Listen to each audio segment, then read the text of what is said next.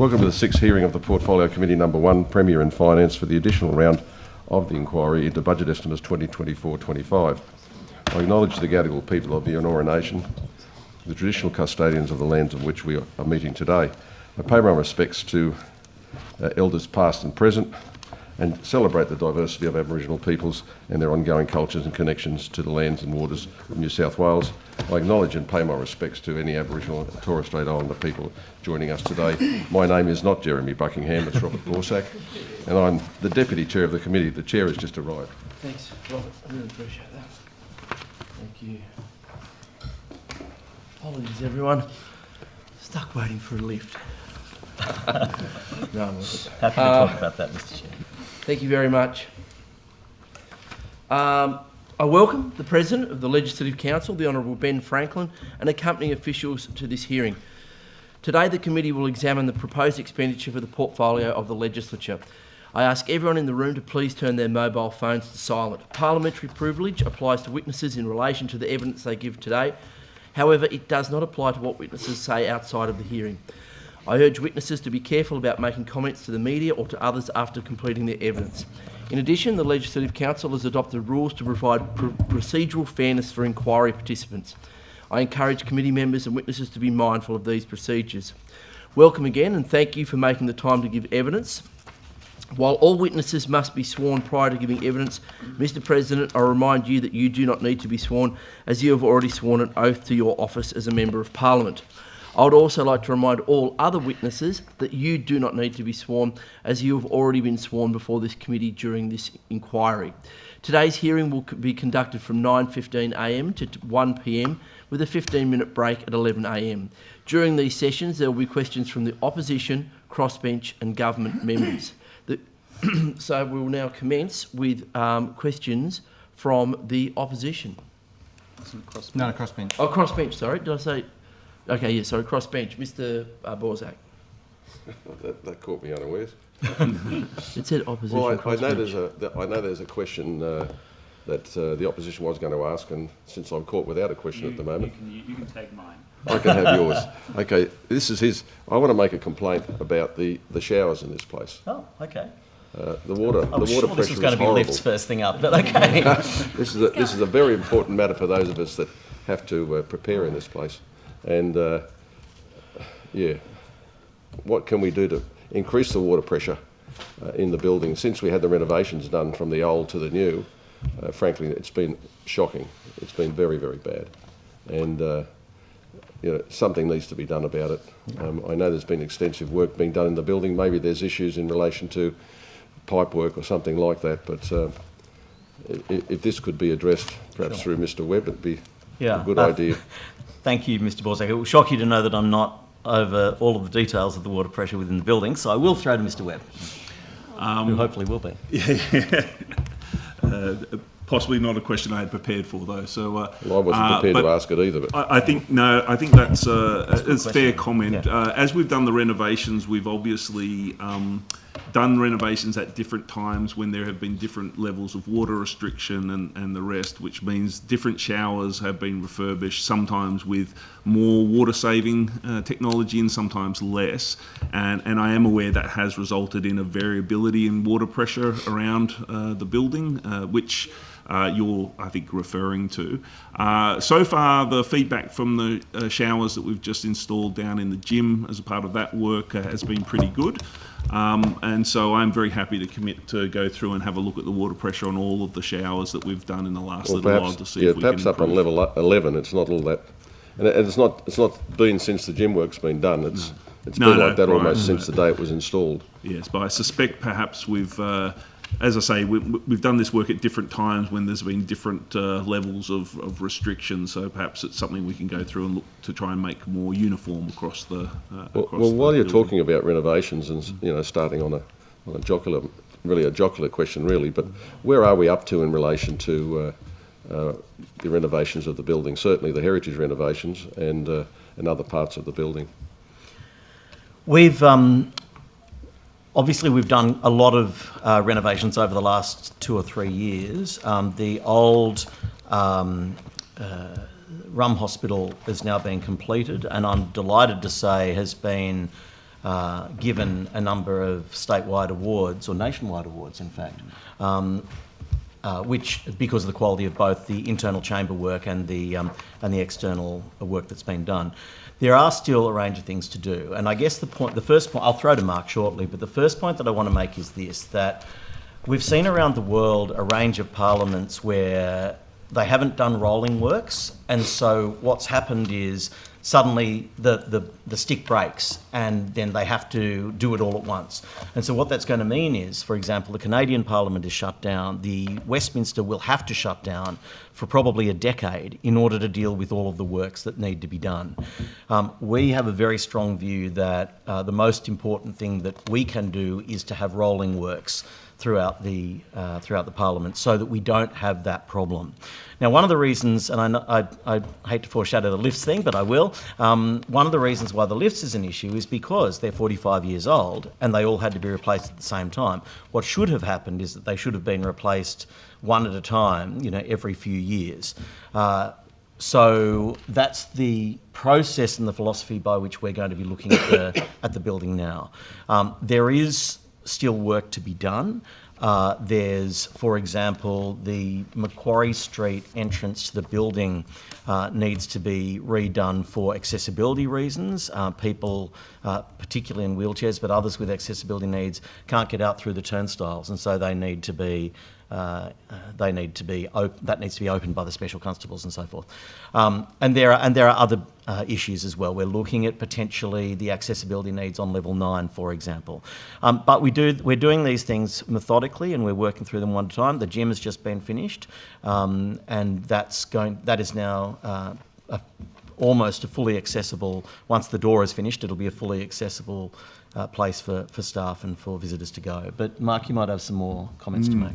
Yeah, so I think just echoing the President's comment there that sort of waiting till something breaks or almost breaks and then fixing it is both a disruptive and costly way to go about managing a built environment. So one of my focuses over the last few years is to try and make sure that we have ongoing funding that will allow us to plan ahead rather than just reacting every year to what's almost broken. I would love to say that we were at the end of the work that the building needs, but sadly I'm told that lying to the committee is a bad thing, so I cannot say that. There's a lot of work to do. Some of it is visible, so if I look at something like the Fountain Court, for instance, it has not been pretty much touched since the 1970s, early 1980s when it was built. It's not up to code around things like fire safety, for instance, and the compartmentalisation that modern building practices require. There is a lot of wear and tear that goes into that space as well. There's a fair bit of work that we need to do in the Fountain Court as an example of one of the visible things that we have to do. But there's also a huge amount of invisible stuff that people don't see on a day-to-day basis. The air conditioning system that runs the entire building, for instance, the core part of that, while we've updated things like air conditioning into the chambers and little bits and pieces around the place, the fundamental underlying air conditioning equipment has not been altered since it was installed in the late 1970s, and it is very much past end of life. So that's an example of kind of the invisible stuff. The electrical systems around the Parliament have not been updated since the late 1970s, and so there are parts of the electrical infrastructure of the building that require significant amounts of work in order to go through. But even down to things that might seem relatively small, there is still pockets of bonded asbestos in the building, for instance. It's bonded, it's safe, but really we would like to remove it when we get to that kind of point. If any of you have tried to open the sliding doors from your office out to the balcony recently, you will know that in over half the offices, those doors are very difficult to open up. And also things like when people do open the doors, the air conditioning goes at full blast because it tries to equalise the temperature. Really, the air conditioning system should turn itself off when a door is open, so that and then turn itself back on automatically when the door is closed again. Things like that really need to be updated as well. So there is a huge amount of invisible stuff. I don't know how many members of the committee have come down and had a look at level 1 of the building, which is where all the plant and equipment is. If you haven't, I'd be very happy to organise to take you down there on a bit of a tour. There is a huge amount of machinery down there that kind of keeps this building up and going, and it's that kind of equipment, machinery, the stuff you don't see on a day-to-day basis, which is where a lot of our focus is going to be. We also provide some of the infrastructure for the Sydney Eye Hospital and for the State Library as well, which is run correct. from level 1, so that's a challenge too. Yeah, absolutely. Just on the internet connection, I mean, I don't know whether other people are experiencing it or whether it's just me, but I'm having some trouble getting PH Express to work. I don't know whether that's, as I say, just me, or is that a problem you've had? There are still probably a couple of zones in the building which are a little less than... we've increased the number of wireless points extensively over the years, but we're still finding that there are zones of the building where, because of the density of the wall material or whatnot, we're still having problems. If you're having problems in particular parts of the building, let me know. It may be that we need to put a new wireless point in, but if it's general problems across the whole building, I might get my IT team to sit down with you and just see whether the settings, everything's set up correctly. I don't want to cry wolf. It might just be my iPad, but at the moment I can't get anything on it. Okay. You know, I'll get the IT team to come and... Yeah. It sounds like it might be an issue between the iPad and the network, so we'll come and have a look at that. Just get that checked out. Just getting back to the renovations and the ongoing maintenance, what sort of dollars have been spent to date on the upgrading and renovations of the building? I can start on that if you... Yeah, so I'll just give some general numbers and then throw it to Mark. The critical maintenance works was a 2-year program from 2022 to 24, which was a $22 million Treasury funded program. That included a range of things, including the chamber restoration, the north and south atriums and replacement of the roof, the facades restoration and conversion, and the full restoration works of the Rum Hospital. So that was that block of works. Then there's been the allocation of $15 million a year for small capital works or ongoing capital That's got to be an ongoing allocation, is it? That's exactly right. Yeah. So that was started a few years ago under the former government and continued under the current government, and in fact continued into the future, which is a good thing. But Mark, you might have more comments to make about that. Yeah, that's probably been the game changer for our ability to plan. Prior to that upgrade to the 15 million, and it's now I think 18 million, which is great. But prior to that update, we were only getting $2.9 million a year, and we depreciated about $18 million a year. So you don't have to be a financial genius to work out if your assets go backwards by 18 million and you spend 2.9 million over time.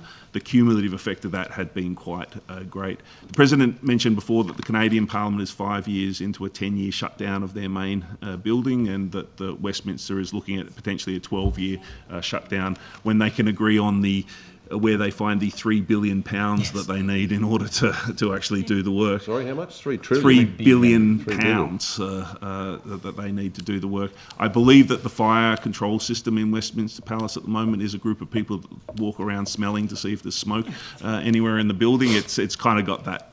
And I think I'm only slightly joking when I say that. So, look, I think it is fair to say, I've been here for nearly 9 years now. I think it is fair to say when I started, it is my opinion that we were at that time about 5 years away from having to shut this building down for at least a couple of years. Not a decade, but at least a couple of years.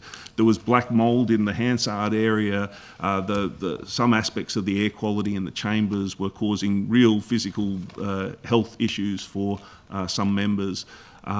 We were really getting to a point where I feel that this building was getting close to shutting down. Well, that leads me to the next question. How is your fight against black mould going? Yeah, really good. So I think when we look at the front of the building and the heritage restoration and of course what catches the eye is how great it looks and all the rest. To be honest, for me, the most important part of all of that works was both the safety and the functionality improvements we were able to make. So not only did we do a thorough, by ripping up everything and stripping it back to bare bones, we were able to do a thorough clean of stuff in a way that we've just not been able to do for decades. But also we were able to put in mitigation measures before we restored everything back. So for instance, one of the issues affecting the Legislative Council chamber was airflow under the chamber. There was a lot of things that were blocked up in a way that you just weren't getting fresh air coming through. Not just into the chamber, because we'd put air conditioning into the chamber, but I'm talking about sort of underneath the floor, I think where the mould ends up growing. We've been able to put in mitigation measures to improve things like airflow, to dry out the space. So the new air conditioning that we put in around the chambers also has a humidity control aspect to it. So even on the weekends when we might not be cooling or heating the air when no one's here, we have the humidity control mechanisms working. All those kind of things have been put in place to try and make sure that we don't end up with the same kind of mould and other air quality problems that we've had in the past. The only other point that I'd make, just to wrap that bit up, is to let you know, you're asking about the dollars. We actually came in with the critical maintenance work slightly under budget and ahead of schedule. So unlike some of the other jurisdictions, we're pretty proud of that. Oh, okay. Well, there you go. You should work for the government. Fire alarm systems in this place, what's their status at the moment? Yeah, so we, the team will correct me if I'm wrong, I think it was about 6 years ago, we upgraded one of the main switchboards. I mentioned before that the underlying electrical system of the building hasn't been updated for 45 years. But in this area of fire control systems, we did update one of the main switchboards, which controls a few things, but including the fire alarm system. Essentially, the system, when an alert goes off, the special constables have 2 minutes to either confirm that something's happening and then automatically the fire brigade is summoned, or to work out that it was a false alarm and they can manually stop the fire brigade from coming. The vast bulk of our alerts that come through are things like burnt toast in an office and the like. That is the probably primary cause of the fire alarm system going out. That wasn't me. But He's looking at you, is he? That's my What was the excuse. secondary cause, Mr. Ware? Burnt toast. Burnt toast. well, interestingly, one of the ones we had recently, for instance, is in a zealous attempt to improve fire safety down in the gym, we put in some new detectors, one of which was put outside the steam room and was a particle detector. And so when somebody used the steam room and opened the door, the fire alarm system got that alarm point has been moved to a more appropriate location in the gym. One of those early sort of shaking out the problems issues that come through. I might just raise again something probably a little mundane, but I have noticed, and certainly my staff have noticed, in relation to pricing in Cafe Quorum, it's really getting quite high. To buy a couple of small items down there, it can cost a lot of dollars.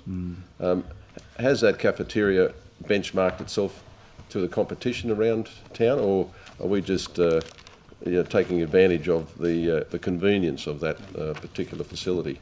I know there's probably at least a break-even motive or whatever it is, but in the end of the day, when you've got no choice and you're late at night, you go in there and you look at some of the things there and you say to yourself, "Oh, that's expensive."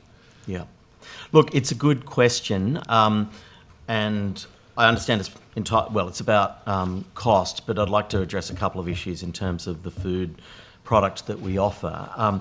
In terms of cost, there have been significant challenges over the last few years in terms of supply and the cost of goods, and that's almost entirely the reason why, when you look at both goods and labour, why the costs are now higher than they were. That having been said, we understand that there is, in essence, particularly at a range of times throughout the day, almost a monopoly situation here, and that the Parliament does have an opportunity and a responsibility to provide an offering for members and for those who work within the precinct, which is affordable and economical as well as healthy. And so we take the point. We'll go away and have a discussion with Lee and Vanessa and the catering people to talk about where options might be to pull back the costing if possible.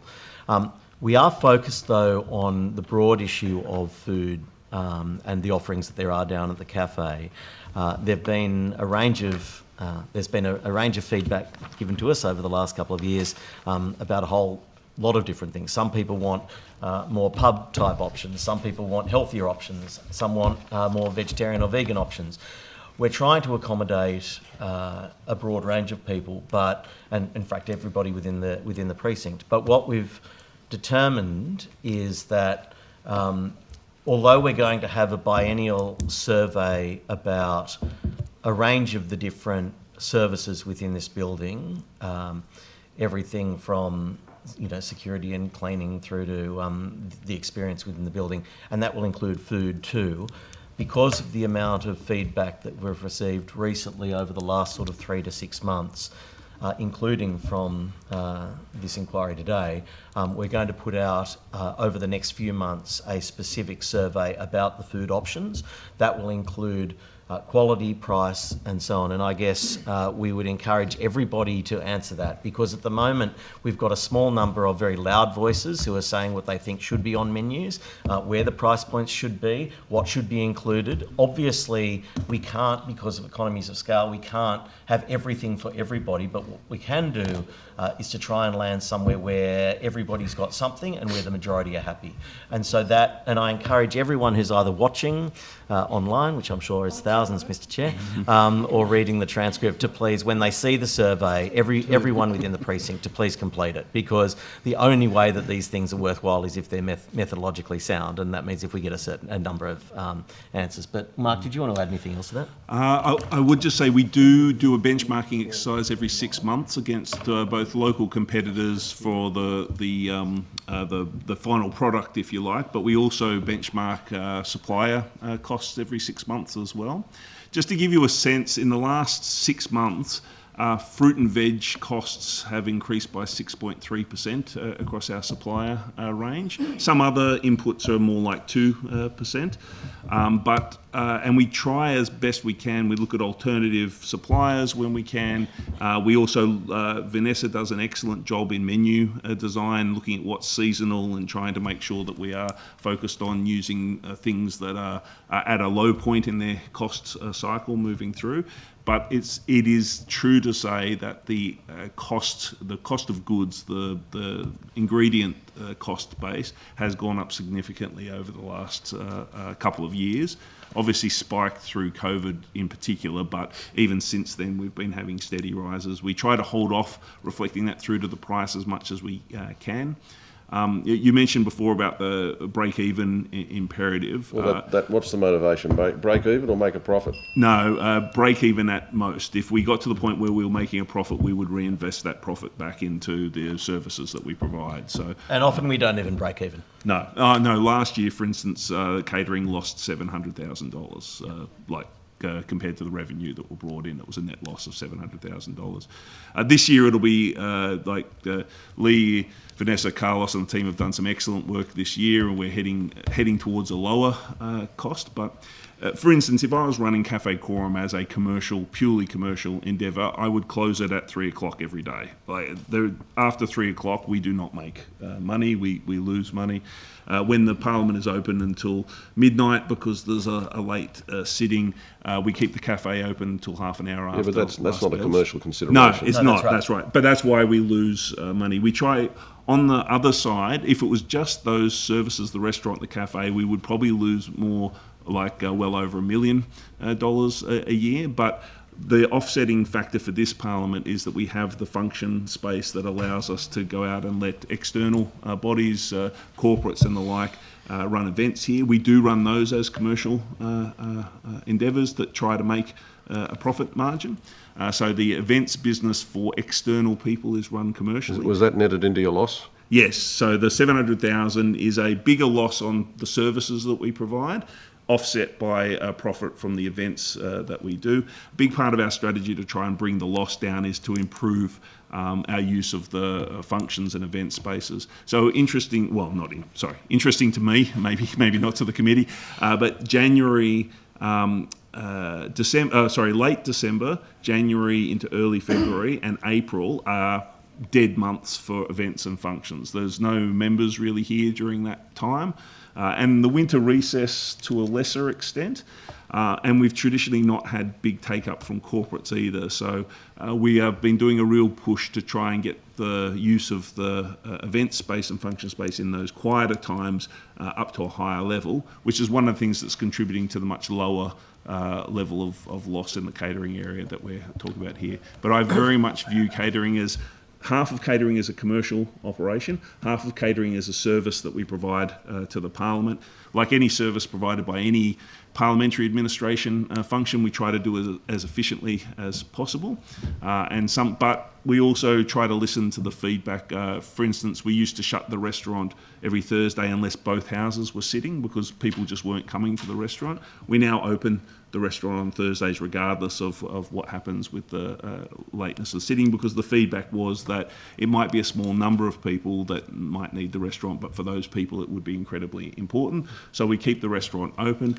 I tried to open it up to the public as well, so we advertised that every Thursday night the restaurant, I'd love to say that brought thousands of people flocking to the Parliament to have dinner, but sadly that hasn't been the case. So it turns out when you only open a restaurant one night a week, and it can be a little variable depending on sittings, it's hard to advertise that in a meaningful way. But we're always looking to do those things. Thank you very much for your I think the clerk just wanted to add something very briefly. Oh, something extra. I'm just mindful that we're eating into the opposition. We can be flexible. You're really okay. Yeah. Oh, I'm just mindful of that. Okay. Before then, thank you for the flexibility. Can I just make one editorial comment, and that is over 15 years Mr Blunt has sat on many of these budget estimates, and this is his last one today. So I think it's an appropriate acknowledgement for someone who has given extraordinary service to the Parliament, and I'll throw to him on this issue of catering. Thank you very much, Mr President. And indeed, it's an historical observation that I wish to draw to the attention of members of the committee. Prior to about 2006, 2007, there was an inbuilt subsidy in the Parliament's budget of $1.5 million a year. That was recognised by Treasury as the cost of running a catering service to the members and staff, everyone who uses this Parliament. That was withdrawn in one foul swoop in about 2006, 2007. And so that's the reason why, ever since then, the goal has been to achieve cost neutrality. I'm looking at you now. Thank you very much, Mr. We Blunt, did one for year, that I should historical say. context. The year before COVID, we. And I'm we sorry to broke cut you off mid-flow, Mr. Webb. No, but that's we've got quite all right. questions from the opposition. I bet I know who the see treasurer was then. Thank you. Fang is ready to go. Just Mr. Fang. Thank you, Chair. Mr. President, leading on from the acknowledgement that you just gave, we were all devastated when we heard the news that our clerk was departing, having announced his retirement, and I think having picked ourselves up off the floor and resolved ourselves to the sad decision, we will miss Mr. Blunt and his wise advice. What is the Parliament doing in relation to the recruitment of a new clerk for the Parliament, the Legislative Council, and what plans that you can advise have you got to correctly and appropriately honour somebody that's provided so much service to not only the Parliament but the state of New South Wales? Thank you for what could potentially be classed as a dixer. I'm appreciative very much. No, in all seriousness, I couldn't echo your words more strongly. I think the service that the clerk has given to not only this building but to democracy in this state and nation has been at the pinnacle of a contribution that you can make in this area. For someone to defend an institution and our whole system of government, and to do it in a way where he has the absolute respect of everyone in the chamber, not just now, but across the entire time that he's been in Parliament, is extremely unusual. And so I really appreciate you raising this, and I couldn't agree more strongly. So to answer the second part of the question first, there will be an event held for Mr Blunt on the evening of Friday the 28th of March in the Strangers Dining Room. All members of Parliament have been invited, I believe, to attend that. There is a small cost associated with that, going back to the original comment made by Mr Borzak, but I think it's $60 a head if I remember, which again doesn't cover the event but certainly provides a subsidy of it. But will be an excellent event which will have some very interesting musical offerings, which is being curated personally by the clerk. Some of you may or may not know that the clerk actually was in a heavy metal band many years ago. And if we Keeping that under wraps? my apologies, not heavy metal at all. Punk rock. So even better. So perhaps if we all get on a Unity ticket, we might be able to convince him to perhaps break up the bass guitar again on the evening. Bass guitarist. So that'll be a great night. But look, there'll be obviously other opportunities to honour him. Even just yesterday, the Governor very kindly hosted a small reception to thank the staff of the Parliament who contributed to the bicentenary, and she took the opportunity to make a real point to honour David's contribution and present him with a gift from Government House. So that was very sweet. In terms of the appointment of a new clerk, I too, Mr Fang, am devastated, but the wheels of state roll on, and I appointed a selection panel, as was done previously when the replacement of Lynn Lovelock became David, and before that John Evans became Lynn Lovelock. The panel that I appointed was obviously myself, the Clerk of the Federal Parliament, Clarissa Surtees, the Federal House of Representatives, I should say, and a former Clerk of the Legislative Council and Parliament and the Parliament's John Evans, who is now the Ethics Officer, Ethics Advisor for the New South Wales Parliament. We are going through the process now. There will be an announcement before David's departure on the 28th of March. I can't give you an exact date at the moment, but we are extremely comfortable, the three of us, with where we are likely to land, assuming everything works as it should. But unfortunately, I'm not in a position to be able to make any preemptive announcement at this point, but I'm advised that the process that we've undergone, and I want to thank particularly my Chief of Staff who's done an extraordinary job in overseeing this, the process we've undergone is very similar to the last two clerk appointments in both timing and the process itself. So you're confident there won't be any constitutional issues of lack of guidance for the Parliament by not having a clerk appointed? I am extremely confident that the transition will be seamless and that we'll continue to receive every single member, and every single member of this precinct will receive the service, the excellent service that they have always been accustomed to. Thank you. Thank you. I just wanted to start by saying thank you, Mr President, Mr Blunt, Mr Webb, and all of the staff here at Parliament for what was a very busy 2024 with the bicentenary celebrations. It was probably one of the busiest years for the Legislative Council and the Parliament, but I think it was a job really, really well done. So thank you. To everyone involved. To slightly more mechanical matters, and probably to you, Mr Blunt, on I was wondering if there was any update on moving towards electronic SO52 returns. David? Yes, thank you for that question. I think we can all agree that in an era where most government information is held in electronic form and in which members make use of and interrogate data largely in electronic form, it's a bit crazy that when the House orders the production of documents, the public service has to spend a great deal of time conducting searches electronically, but then printing out every document that needs to be returned, and then those documents being considered by the Cabinet Office, various claims of privilege, etc., are applied where necessary, and then those documents being delivered to the Parliament and you all needing to examine them in paper form, or what's most frequently happening with documents that aren't subject to a claim of privilege, running them through a scanner so they are turned back into electronic form. It just doesn't make sense. And for that reason, both the Department of the Legislative Council and the former Department of Premier and Cabinet, now the Cabinet Office, where both agencies are absolutely committed to the goal of moving to a system by which returns to order can be received by the Parliament in electronic form. It is, however, quite a complicated, a really complex space that involves the handling of really sensitive data, significant quantities of data by the executive government, its transfer to the Parliament and its secure handling by the Parliament. So it needs to be approached in a very methodical and careful way.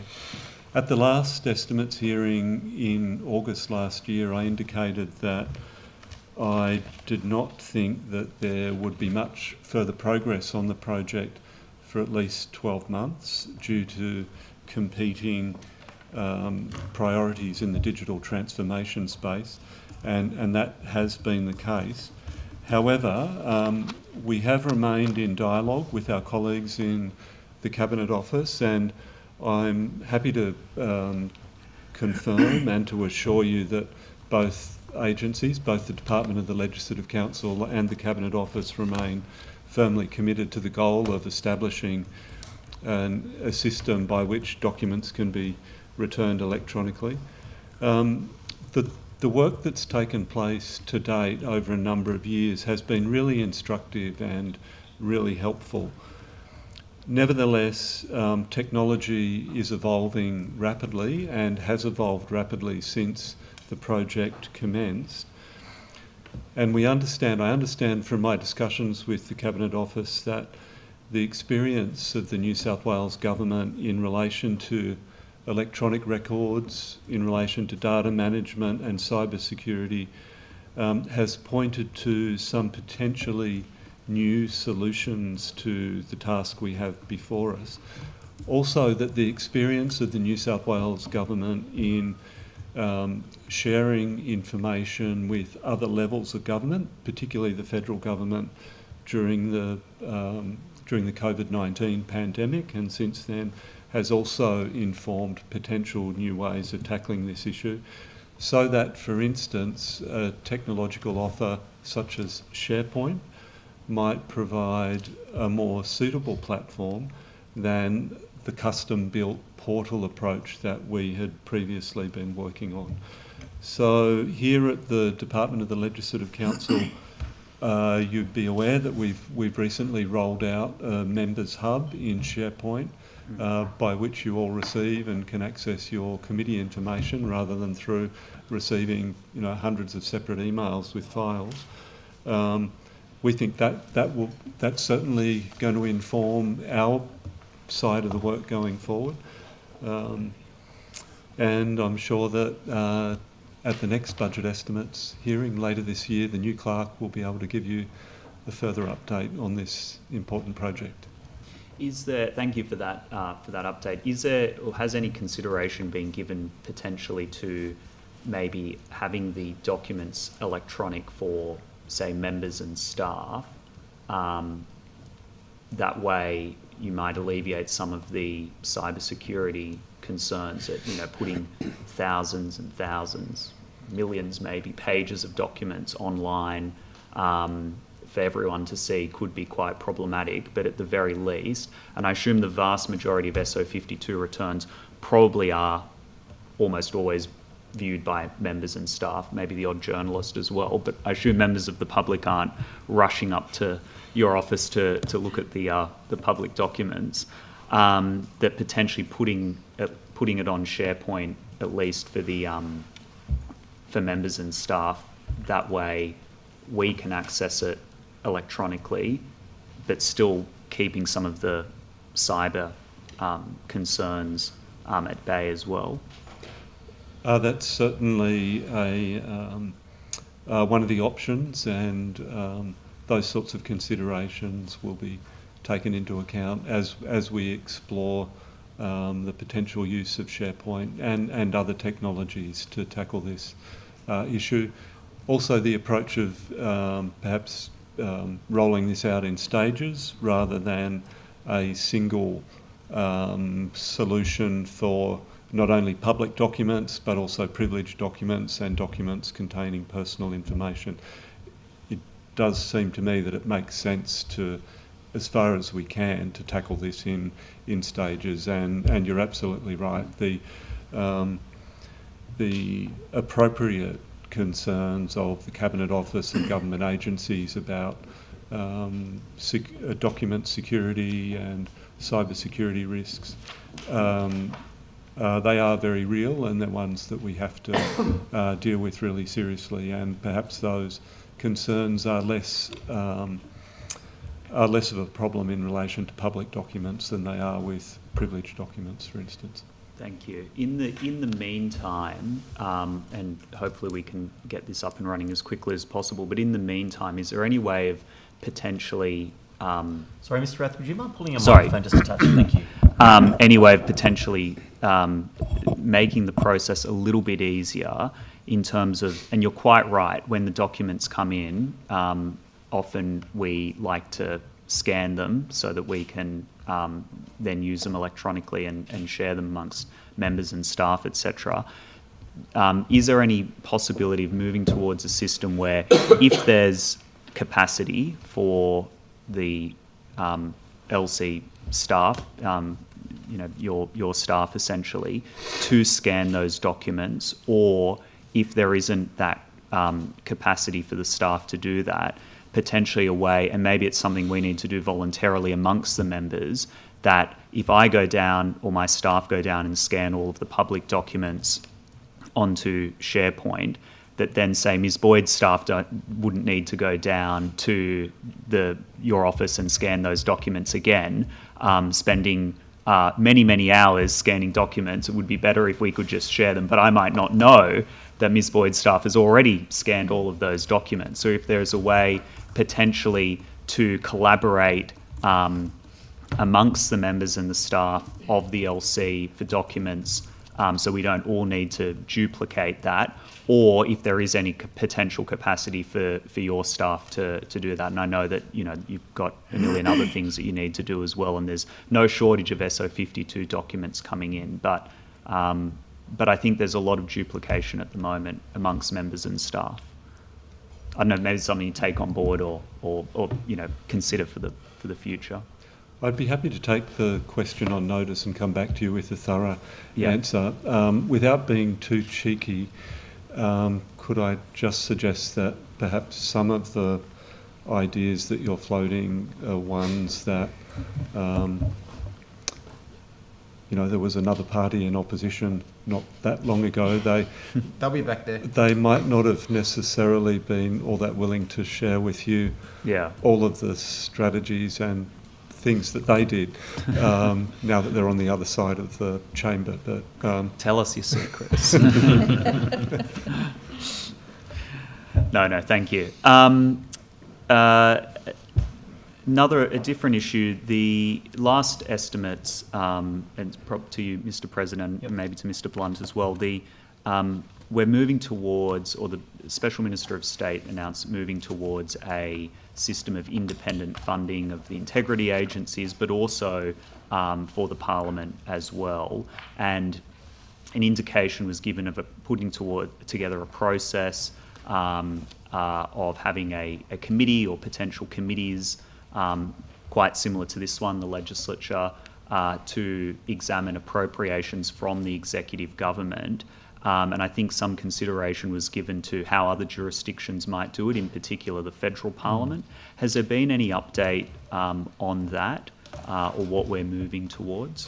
Yeah, there has. The short answer is I can't provide any substantial clarity. The longer answer is that there has been movement. So we had sent a delegation to federal parliament to meet with a range of the stakeholders, the clerks, the head of the DPS or whatever it's called down there, and various others to discuss exactly this matter.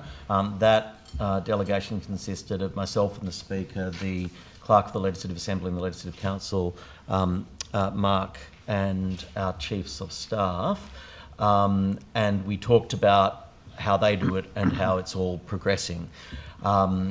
We've looked at other jurisdictions as well. There are a range of challenges in terms of how we ensure that, in effect, the Legislative Council remains in charge of its own domain and the Legislative Assembly the same, because, of course, there are 3 budget bids that go in. There's the budget bid from the Department of the Legislative Assembly, the Department of the Legislative Council and DPS.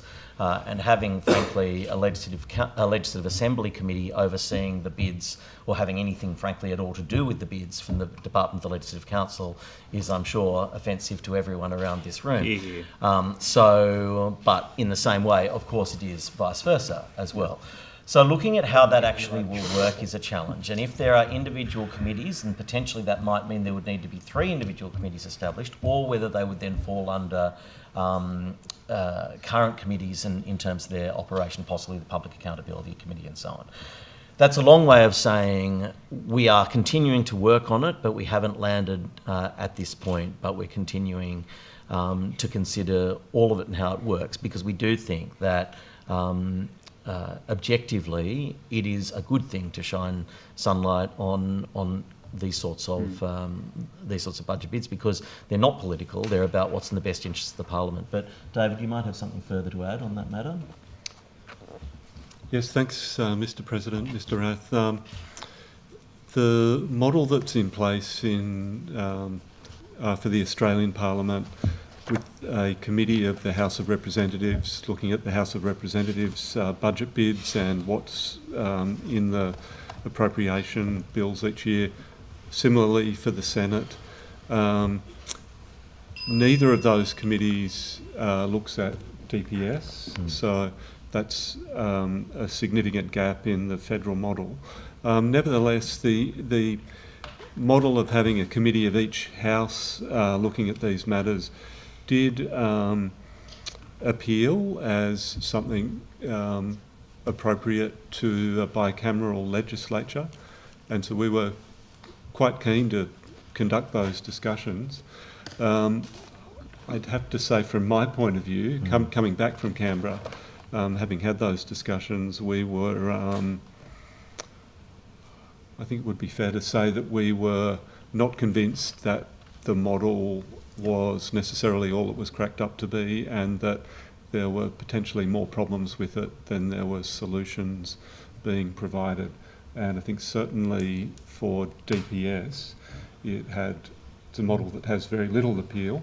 And I would also say that in their operations, we were told that the existing committees these days spend 90% of their time, I think it was, on security matters and other of security matters. of the Parliament rather than actual funding issues. So their purpose had been not suborned, but their purpose their original purpose was no longer really front and centre of what they were doing. Thank But you. we are considering all of these issues. Thank you. Thank you, Mr. President. Okay. Dr. Kane. Thank you. Thank you all for Dr. Kane. appearing this morning. I I might get you to do the microphone thing as well, if that's all right. Sure. I have a few questions, some which are new and some which are ones we've seen and heard and loved before. I wanted to ask about renovations, and particularly, Mr. Webb, you talk about invisible stuff that needs to be done. I'm wondering if part of that invisible stuff might be the control room and lockers and bathrooms for the special constables. Yep. I understand there's quite a few issues with Yes. those facilities, including persistent mould, but Yeah. also lockers that perhaps aren't even regulation to be able to hold Yeah. their vests. And I wondered, how are we prioritising that? Yeah, so that is one of the upcoming projects. So you're talking about level 5. So for those of you that have been observant in the lift, you'll notice that there is no level 5.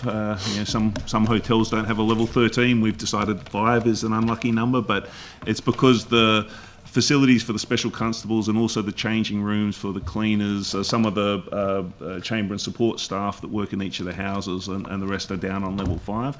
Again, a space that has not been touched for 45 years. So we do have an upcoming project to refurbish all of that space. It will be looking at we're working with the special constables to make sure that things like lockers are suitable for the equipment that they use, but also we'll be working with the cleaners, with the chamber and support staff, with the catering staff to make sure that the facilities down there work for them as well. Do you have a timetable? Time there. I thought you might ask that, and I think I do. If I don't, my crack squad of people will be listening to this, because you said before, Dr. Kane, that only a couple of people watch this, but that is not true for the legislature. There are quite a few hundred staff of the Parliament that are keenly watching, and hi everybody for that side of things. So it is in the next year or so. Level 5. Major refurbishment. It's in the next 2 years that we'll be doing that work. So we've started the design work on it already, but the actual physical work will happen either over this Christmas or the following Christmas, depending on how extensive the work is that we need to do once we finish the design phase. Thank you. And I have another question about the special constables. I understand, and I've raised this with the President previously, that there's a memorandum of agreement dated from early 2020 with a Parliament reference number that I can provide to you that has clauses about staff and staffing turnover. And in particular has a clause 6.2 which talks about ensuring consistent service and awareness of regular routines so that staff turnover should not exceed 50% of the staff on site within a 2-year period, with the idea being that you need the corporate knowledge that people have for the peculiarities of this place. And I wondered, is this still being applied? And if not, or if so, how do we check or validate? And if not, what's replaced it and why? I will throw to Mark on the specifics of the issue, but I would like to talk about the memorandum of agreement first. And I apologise, I should have come back to you personally. I know that we've talked about this, but I have a note which I'm going to read actually word for word because I think it's important, but I should have talked to you about this beforehand, and apologies with everything going on. Sure.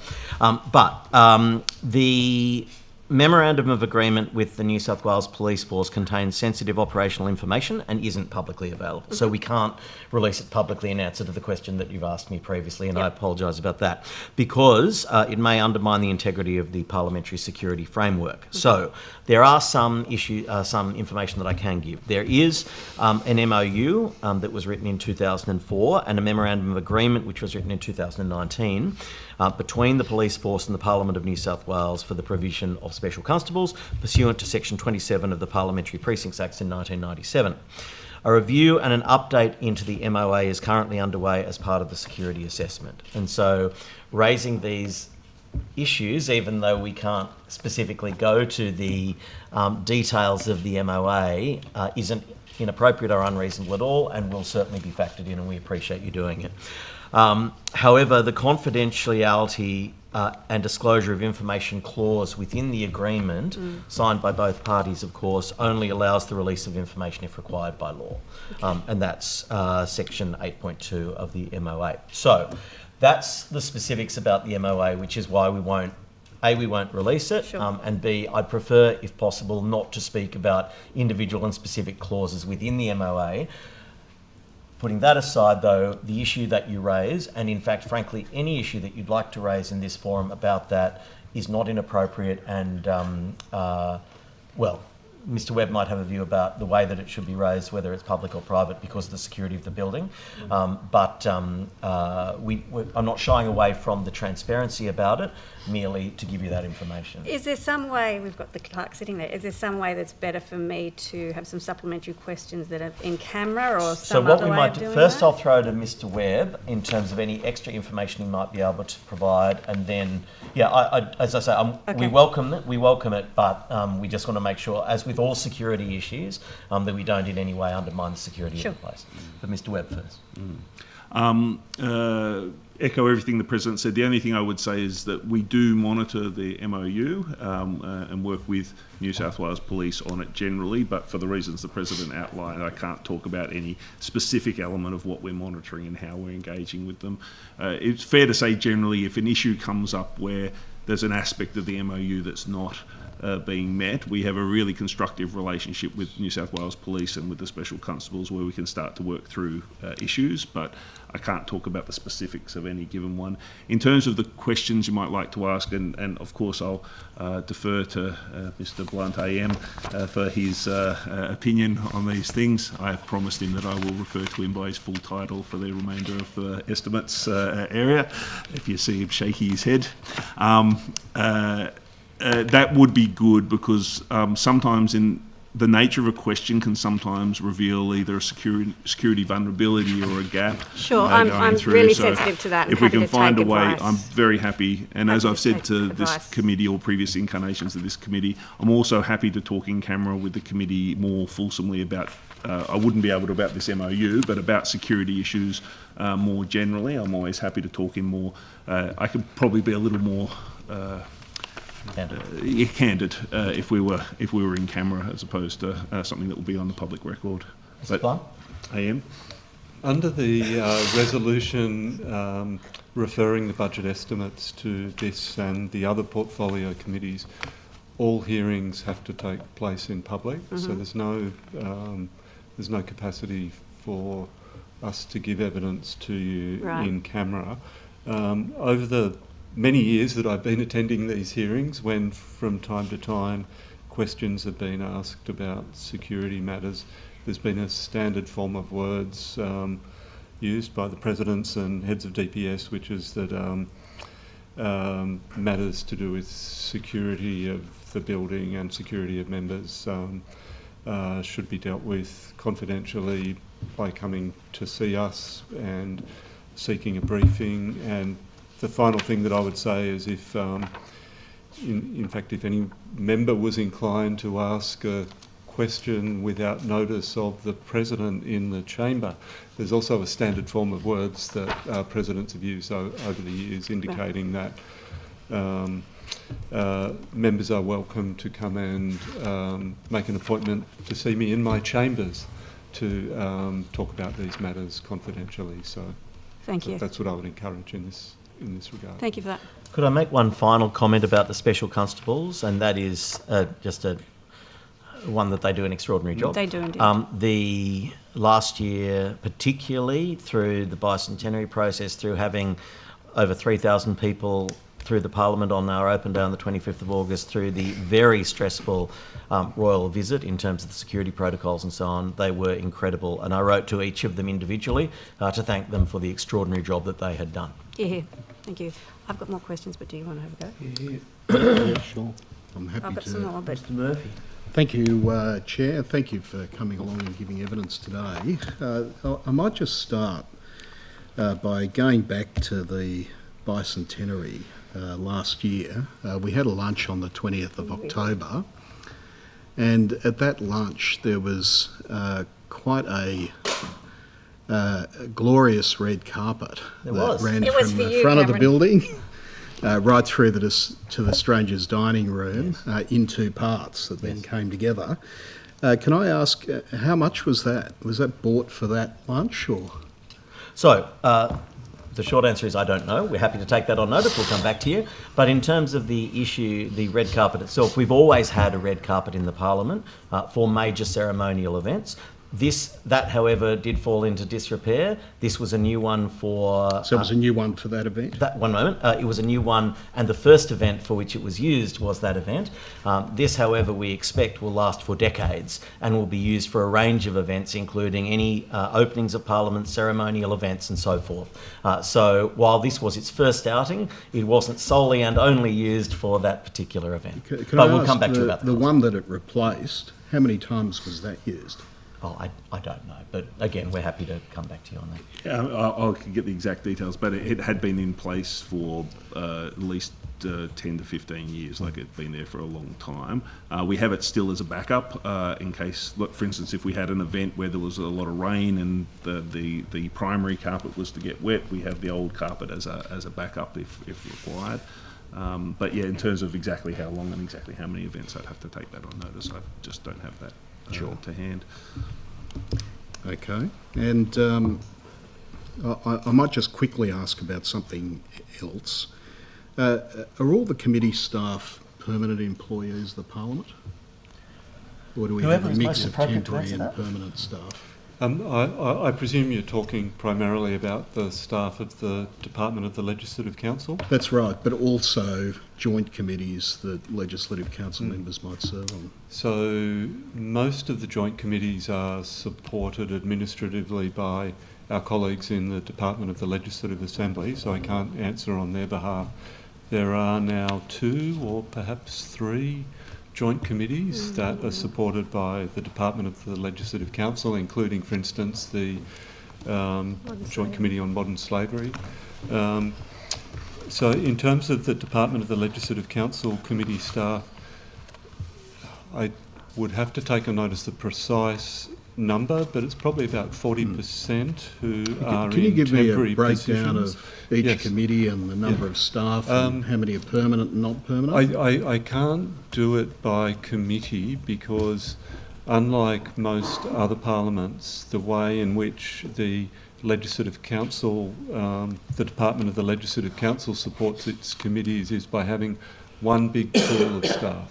So all of our committee staff support all of the committees that are supported by the Legislative Council. We don't have the traditional sort of siloed approach where there's a specific secretariat just for the Law and Justice Committee or the Social Issues Committee or Portfolio Committee number 1. So any of the committee staff, the committee directors and the PCOs, but also the admin staff will usually be supporting at least 2 different committees, 2 different inquiries. The only exception to that is the Regulation Committee, because the nature of the support provided is quite unique. It's quite different to that provided to other committees. So there is a specific And look, coming back secretariat to that. But coming back to the issue of permanent and temporary, look, I think it's probably in the order of about 60% ongoing, 40% temporary. It might be a little less than that temporary. That's for a good reason, though. I would ideally like all of the staff supporting the committees to be appointed to ongoing positions, but it's funding dependent.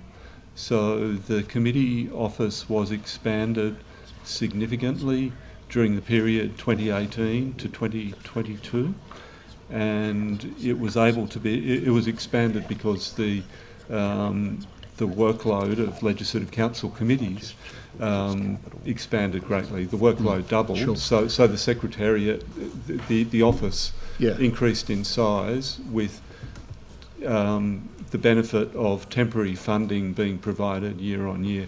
We are seeking in this forthcoming budget round to have that funding made permanent, and if that funding is made permanent, then I suspect the new clerk will take great pleasure in making all those staff. You've said Just to quickly follow up on that, though, in making that funding permanent, if the Treasury and the Treasurer were so inclined to do it, I'm sure the new clerk would be looking to that. So any assistance you could provide, Mr Murphy, in that aspect would be gratefully appreciated. Just coming back quickly to one aspect of that, you're saying you can't answer for staff provided by the Legislative Assembly. So how do we find out about those arrangements? I mean, we serve on joint committees, they're administered. How do we find out about the arrangements in relation to those staff if you're saying this is not the appropriate place to ask questions about that, or that you can't answer them? Well, ultimately, the Department of the Legislative Assembly and the Speaker of the Legislative Assembly are accountable to the Legislative Assembly, which is most appropriate in a bicameral legislature. I'm sure you can ask questions of the relevant committee secretary, the relevant committee director that's supporting the the joint committees on which you serve. Can I just come back to clarify the percentage? So, of the 38 committee staff, the 38 staff supporting Legislative Council and Legislative Council supported joint committees, that's 38 in total, 14 temporary, so that's 36%. So, Thanks. Could I just put a little little plug in for the people that support the committees that have not been mentioned so far? So the Hansard team and the audiovisual team are also significant numbers of temporary staff in both of those teams. And so if you are advocating with the Treasurer, if you could also advocate on behalf of the bids we have in for both Hansard and for the audio-visual side of things, that would be greatly appreciated as well. Also, while you're there, we have a list of other things. Yeah, okay. Indeed. Can I go to staffing more generally? So last week, members received an updated copy of the members' staff conditions of employment determination. I note that it was indicated there are a significant number of contributions during the consultation process. Can you give me a sense of how many responses were received, and would it be possible to get on notice a breakdown on the number of responses by electorate office versus our research assistants? I've got a couple of questions on this, so I don't know if that's one you can just say you'll take on notice. Yeah, I will. I mean, I've obviously got general information that I can happily talk about in terms of MOPS and the process that we've gone through and so forth. But no, in terms of those specifics, I'll take it on. It's also a bit unclear from the version of the determination that members were sent what was changed from the consultation process. So could we get a summary of the feedback that was received, how it was dealt with, including those bits of feedback that didn't fit with this determination but are about budget or government policy? So if we could get a summary of what was actually provided, that would be useful. We'll give you what we can. Excellent. And the last part of this bit is, could we please get circulated the track changes version, the members, which I understand that staff might have received? We will absolutely give you everything that we can, and those requests are not unreasonable. But we'll go back and have a look, and we'll get you the information that we can, because what we've tried to do through this whole process is to well, let me go back a step. There are obviously three different elements to how we've dealt with the MOPS issue / determination.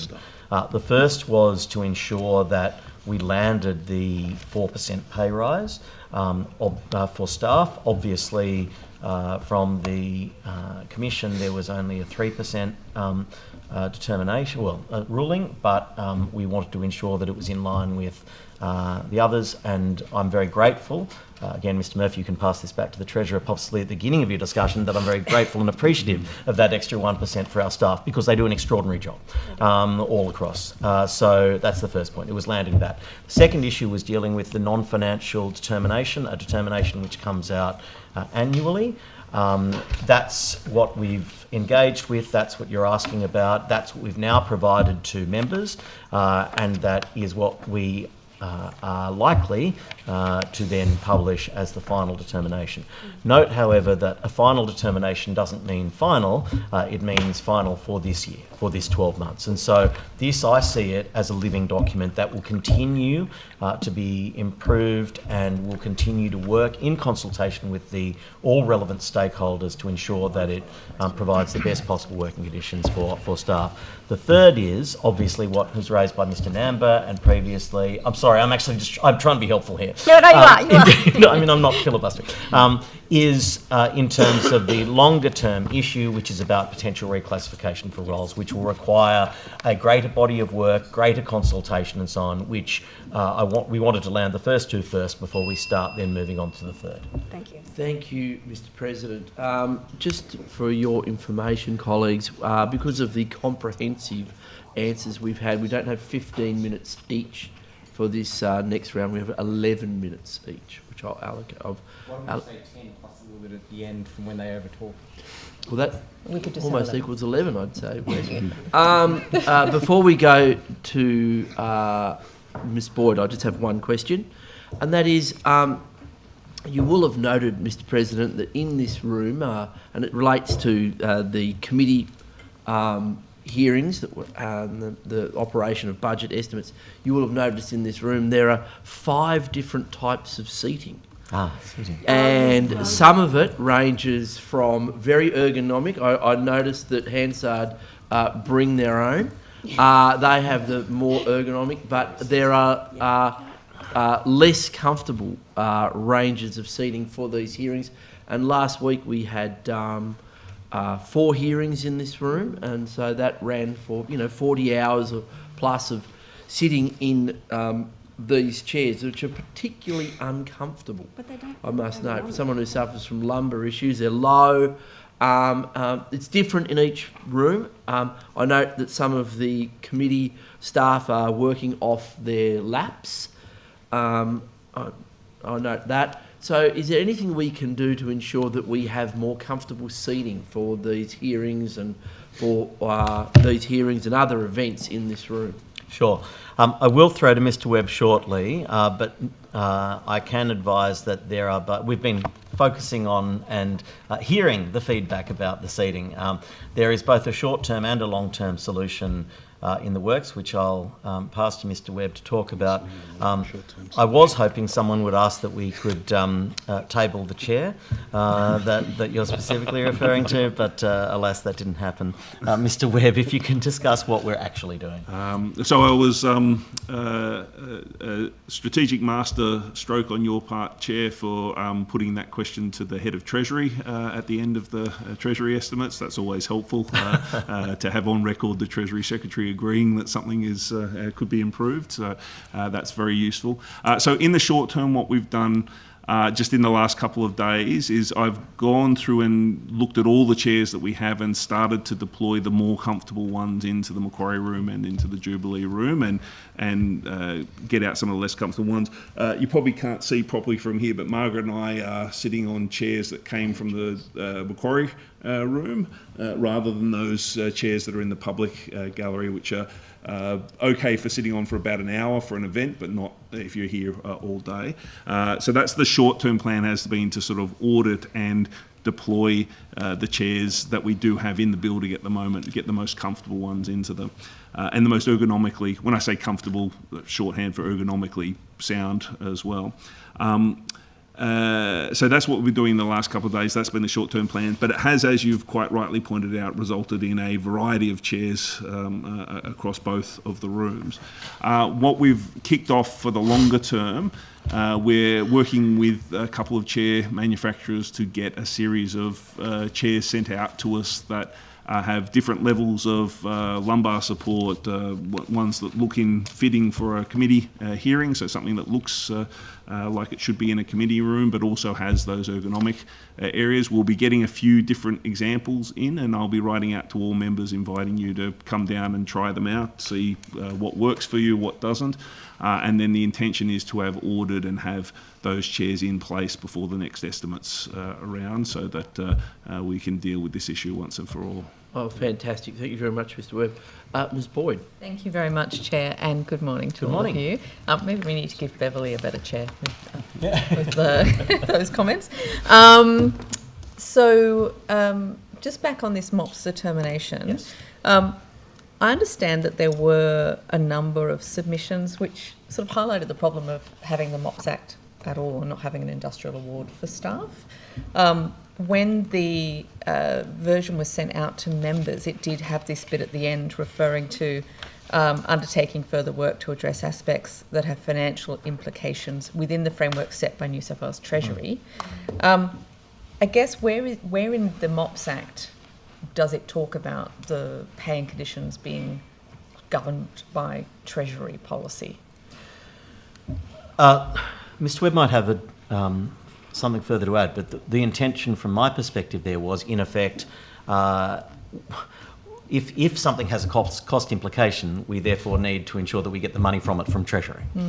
And we can't, if there's no cost implication, we can happily, or the Speaker and I can happily look at doing it. But if there's a cost implication, we can't just will up the money from nowhere. So that was my intention from that. Is that right? Yeah, Mr. that's Webb? right. So you're quite right. The MOPS Act itself does not provide any function for executive government in the setting of the determination. The issue is more of a practical one of the finances of the Parliament, and kind of goes to the questions that came from the government side as well around the independent financial conditions of the Parliament. In effect, we are treated like we are a government agency for the processes of for the purposes of the processes we go through to gain a budget.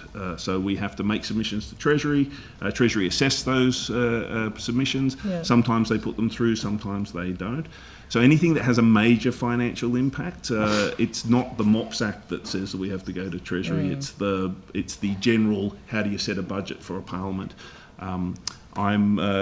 Mr. Blunt AM made the point earlier that DPS was not potentially well served by the federal model, and that is in part because there is no advocacy for some of these underlying kind of issues.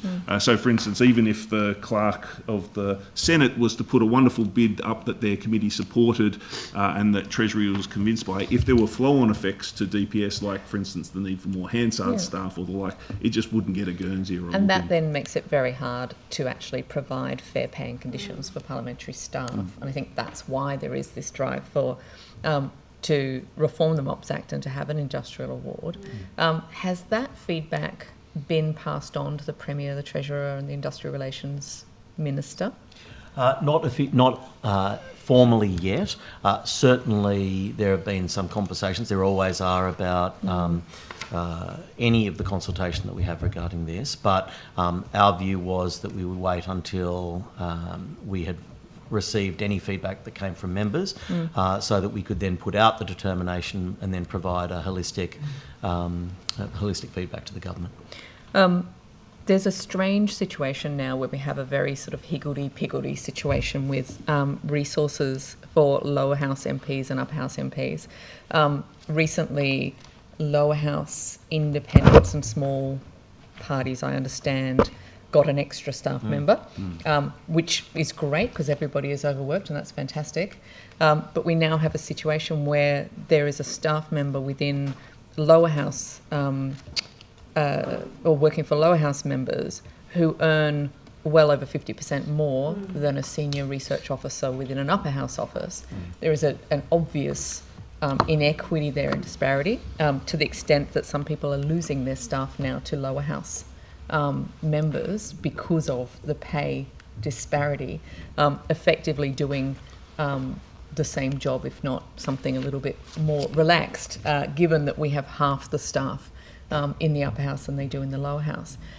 Those sorts of issues and that sort of stress that puts on people working incredibly hard in the upper house offices, what is your responsibility or reaction in terms of being responsible, having the duty of care to those staff when it comes to lobbying government for something better? Yeah, look, I think we do have a responsibility. Obviously, this isn't just about government; it's about the determination of the PRT as well. Our hands are tied often by needing to implement what the PRT sets, the determination that it sets.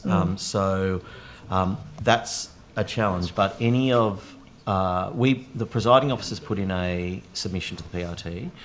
We obviously also continue to engage with government, and these are exactly the sort of issues that we need to, we are happy to highlight, I should say. Yeah.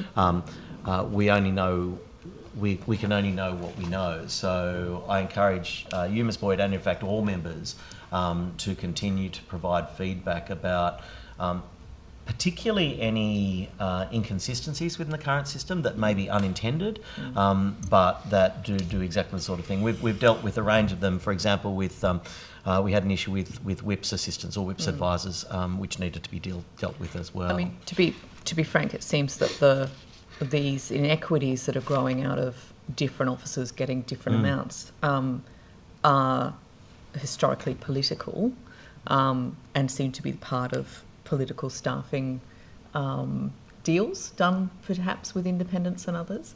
And I understand, and again, I don't want to take away from the wages and the additional resources given to certain members. I think we all need more, and that's great. But again, it comes back to this issue where we have what is supposed to be independent. We have the Parliamentary Remuneration Tribunal, but in effect, we have the government of the day able to say, actually, you can have an extra resource. So I would strongly push back against that. That's not the evidence that I've seen. The justice who runs it is, in fact, ruthlessly independent from everything that I've seen. Sorry, not the PRT. Yes. In terms of the extra allocation of resources, my understanding is that's a Premier's decision, not a PRT decision. No, that was a PRT decision. That's right. So and can I just make one final comment? This is a fundamental problem with the PRT, right? That it is dealing consistently and every year with a new issue that comes up. And so it's this little bit bolted on and then this little bit bolted on. And that is why she's trying to look at potentially doing a whole root and branch rewrite of the PRT, starting at original premises, potentially. And that's certainly something that we've argued for as well. I'm not going to put words in her mouth, but that's certainly something that we think needs to happen because of exactly the issues that you raise. I don't believe that this is an issue of government showing favouritism or anything like that. I do believe that it is the PRT who deals with each individual issue as it comes, and sometimes it's developing a camel, which is creating a very interesting beast. But Mark, you have more things you might like to add. I was just going to say that, so the origin of the extra staffer in the independent crossbenchers was from the PRT. So they created a new class of staff, a fourth staffer, which was not a senior elected officer or an elected officer. It was something new, and said so you've got 4 staff and there's this new category of staff, because the argument was made by both the independents and the crossbench when they put their submission in was that it was something different. It was not an electorate officer role, it was a research officer role to do this other kind of work. So when the PRT made that determination, we then wrote a position description, consulted on the position description, evaluated the position description, it came out where it came out. I think one of the things that you're pointing at, which is quite right, is that the position descriptions and the like of other categories of employment in member staff were written a long time ago. Because our staff are research officers. Absolutely. That's right. That's right. But then, they're not that, they are research officers. No, that's right. So that's why that third phase that the President was talking about is so important. It is about engaging with, but because it has fairly fundamental financial implications, is to engage with government about what that can look like to make sure that the funding would be in place if we were to reevaluate those positions based on maybe an updated version of what they do. Chair, could I just officially retract what I said before? I was clearly misled and was not trying to put any shade onto the PRT. I think they do a great job. Thank you. I don't think we've got a capacity to retract. Apologise. Well, it's on the record. Say that I don't agree with what I said before. Okay, you stand corrected. Wow. Thank you, Ms Boyd. The opposition. Thank you. You touched on the lifts before, but I was just wondering if you could give a bit more of an update. It seems to be getting maybe slightly better, I think. No, I don't know if other members agree with that. But No, it is getting slightly better. So look, it goes to the point that I made before about the fact that this should be done in a rolling way, and hopefully from now on it will be. The fact is that we've had to replace 5 passenger lifts and 3 goods lifts all at the one time. Now, 3 of the 5 passenger lifts have been done. The 4th one is currently being worked on and will be completed within weeks. April, Yes, 4 to 6 weeks. And then the last of the old passenger lifts will be done. Will be started in May, and it will be completed in August. So hopefully we will never have to speak about this at budget estimates again. Fingers crossed. The goods lifts, all 3 goods lifts have been done as well. Now, a couple of things to say. The first is that we know that there are issues, right? We understand that. We've got a lift technician on site for all sitting weeks to ensure that if there are issues, it can be dealt with very, very quickly. Hopefully, though, I mean, anecdotally, and I do hear Mr. Fang's interjection, but hopefully we've seen that they are getting better, and that's certainly my experience. The other point that I wanted to make is there has been some criticism, I know, about two things. One, that you need to utilise your pass often within the lift, which some people can find incredibly annoying, although frankly everybody should have their pass on them anyway. And two, that you get in a lift which says it's going down, but in fact it's going up and vice versa. Both of these things are linked to the master lift, which is the final lift which is being updated between May and August, and are controlled by that in effect. And we couldn't take that one offline earlier because that then would have unintended consequences for the other lift. So the point is we've put up signs at every lift well detailing both of those things are an issue, for which we apologise, but it's just the way that it is, and they won't be an issue, I'm advised, Mr Webb, either of them, once we have complete the final upgrade in August 2025. Mr Webb, you may have something further. It's the master lift. I would just say, hopefully what you've seen is there's been an increase in reliability of the individual lifts, so we've had significantly less breakdowns as the new lifts come on board. The issue that the President just referred to, we essentially have two control systems of the lift working at the moment, one for the new lifts and one for the remaining old lifts, and sometimes those two control systems conflict with each other, which is what causes the it's going down and it says it's going up kind of thing. When the last lift comes offline at the end of April, those control system issues will stop because there will only be new lifts operating at that point. All the good lifts are finished, 4 of the 5, and the last of the old lifts will be offline. So the control system will be just the single control system of the new area. I think our current working hypothesis as well is that sometimes the old and the new system get a bit confused, and it takes a little longer for a lift to reach a floor because the two systems are not talking to each other as well as they could. That will all stop as well. So we're expecting to see not just the improvement in reliability that we've already seen, but an improvement of performance of how quickly a lift arrives at an area. But it is fair to say whoever picked 5 lifts for the building was about right. 5 lifts is what's needed to keep things going smoothly. So while we've had 1 lift offline in the passenger space, we have struggled, especially on sitting days, to deal with the volume coming through.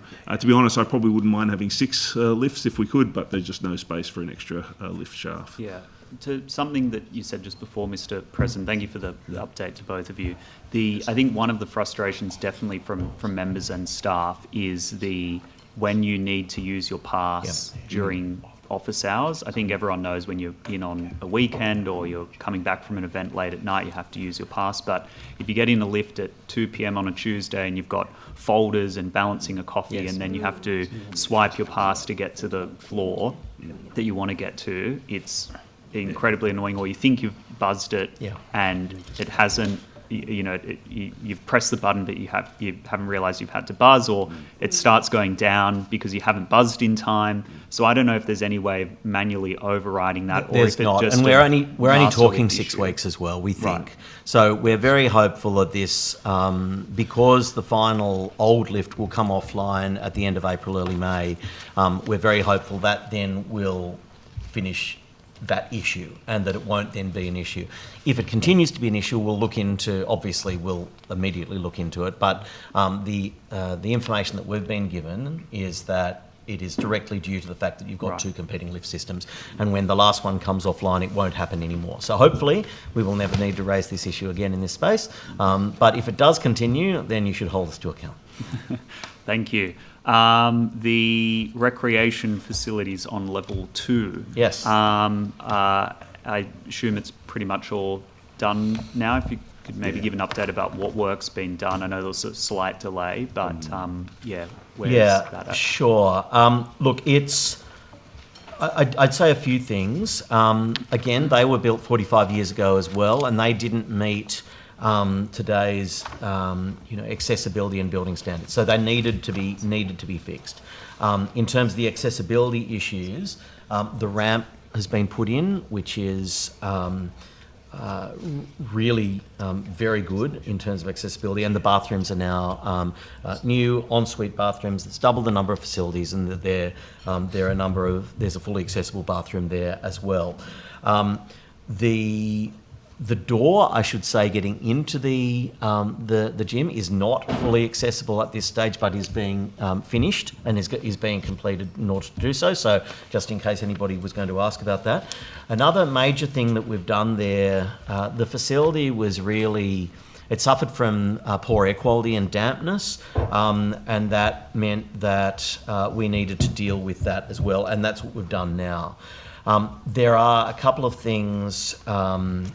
There were a couple of challenges, and it was supposed to be completed at the end of last year.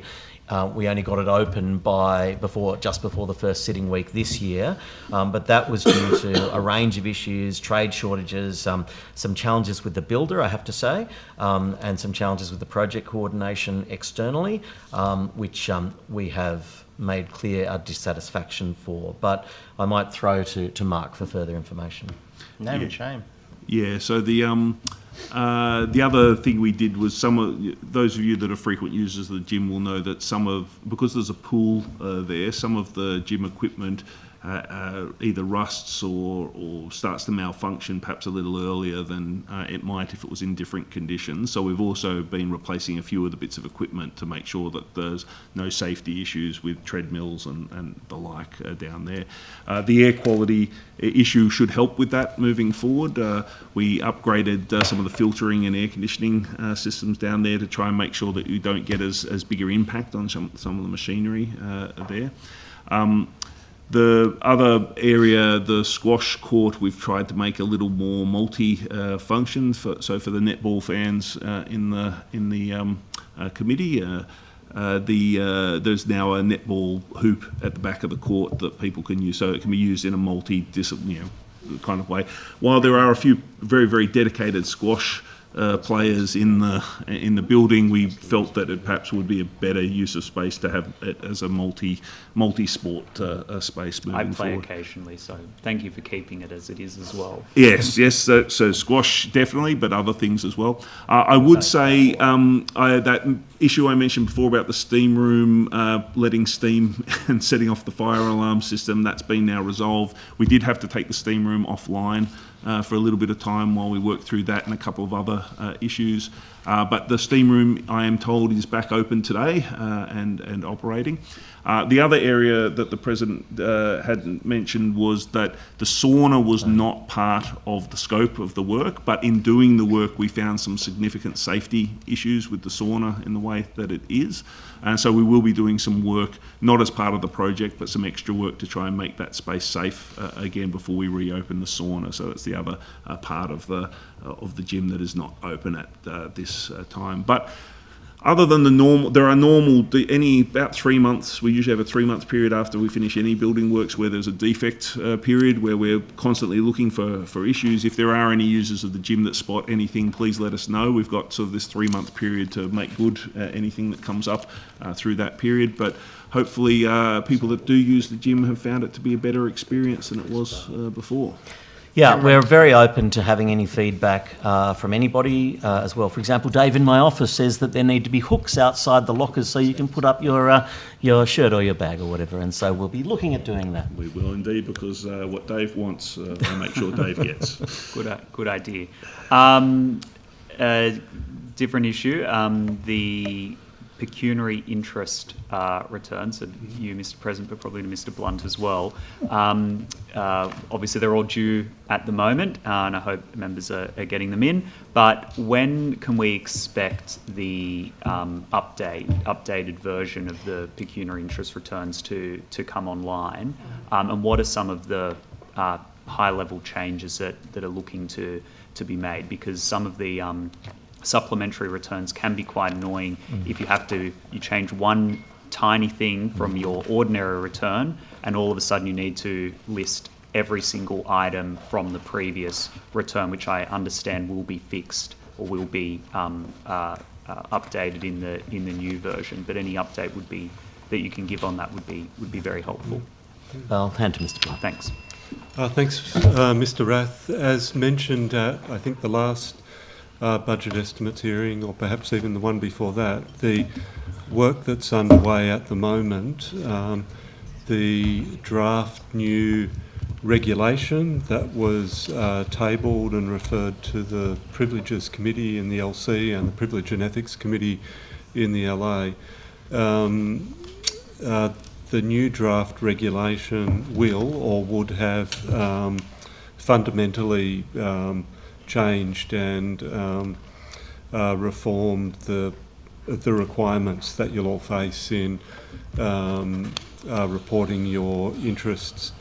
In many ways, the system that's envisaged in that draft new regulation reflects and is responsive to recommendations made by the LC Privileges Committee over many, many years. So that's really good. That fundamental shift to having an initial return that's made, that's quite extensive, and then rather than the annual ordinaries and the biennial supplementaries and so on, there'll be a requirement for continuous disclosure of changes, and that reflects the system that operates in the Australian Parliament. So that's a very good change. And it's I more think real time as well. Yes, it's more timely, it's more transparent, it's a really good initiative. And that's one that the LC Privileges Committee supported when it examined the draft regulation. There are, however, a number of other aspects of the draft new regulation that were the subject of some recommendations from the LC Privileges Committee and the LA Committee for the government to have another look at in terms of things around the disclosure of family interests and also the disclosure of conflicts of interest. I understand there have been some really productive discussions since the two Privileges Committee reported. There have been some really productive discussions between the chairs of the two committees, trying to see where common ground can be found, and some correspondence has been sent to the Premier by, I think, the chair of the LA Privileges Committee. There's also a government response to the LC Privileges Committee. It's a work in progress. There's a lot of work happening at the moment. I expect that before too long we'll see a new version of that draft regulation come back before the two Privileges Committees, hopefully for a relatively short, sharp inquiry, which will be the final step before the government can recommend that the governor make the new regulation. So I don't have a specific time frame for you, but hopefully it's not too far away, given the goodwill and the really important work that's been done behind the scenes by the two chairs of the Privileges Committees. Thank you. Thank you, Mr. Blunt. The government. Thank you. Dr. Gunning. Thank you. At the last budget estimates hearing, I raised concerns about what I thought was a potential underpayment for members' staff annual salary, and I unfortunately still have a few questions about that.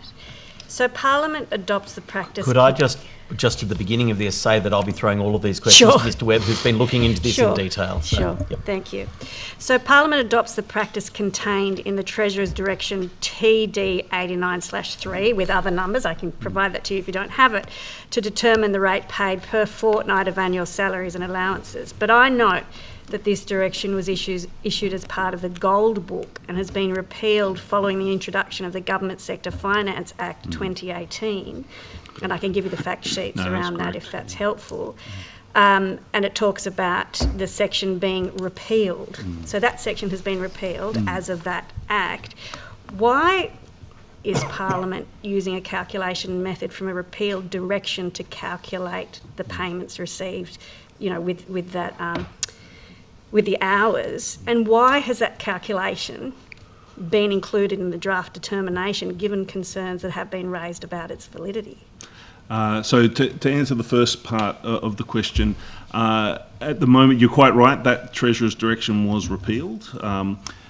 So the only source of authority that we have to rely on is the public sector IR guides in this space, which still refer to that methodology in them, and so that's the mechanism that we use at the moment. But for awards, I would guess. Yes, but as a way of the public sector calculating from an annual salary a fortnightly payment. for the benefit of other members of the committee, the issues boil down to there aren't exactly 52 weeks in a year. There are slightly more than 52 weeks in a year, so the divisions are not divide by 52 and multiply by 2. They're slightly more complex than that. Also, there are years where there are 26 pay periods in the year, and there are years when there are 27 pay periods in the year. So you get some years where if you looked at I know they're not called group certificates anymore, but if you were to look at your group certificate, the group certificate reflects the money you were paid in the year, not what your annual salary was. So there's some years, for instance, when there are 27 pay periods where your group certificate equivalent would reflect that you got more than your salary. Sorry, Mr. If I could stop you there, I guess my concern is given, and it's a concern that I initially had, given that you're relying not on a directive, but on some policy advice from IR, of which we don't accept in other areas for staff in here because it's a particular arrangement. And I see that you seek to codify that in the next determination.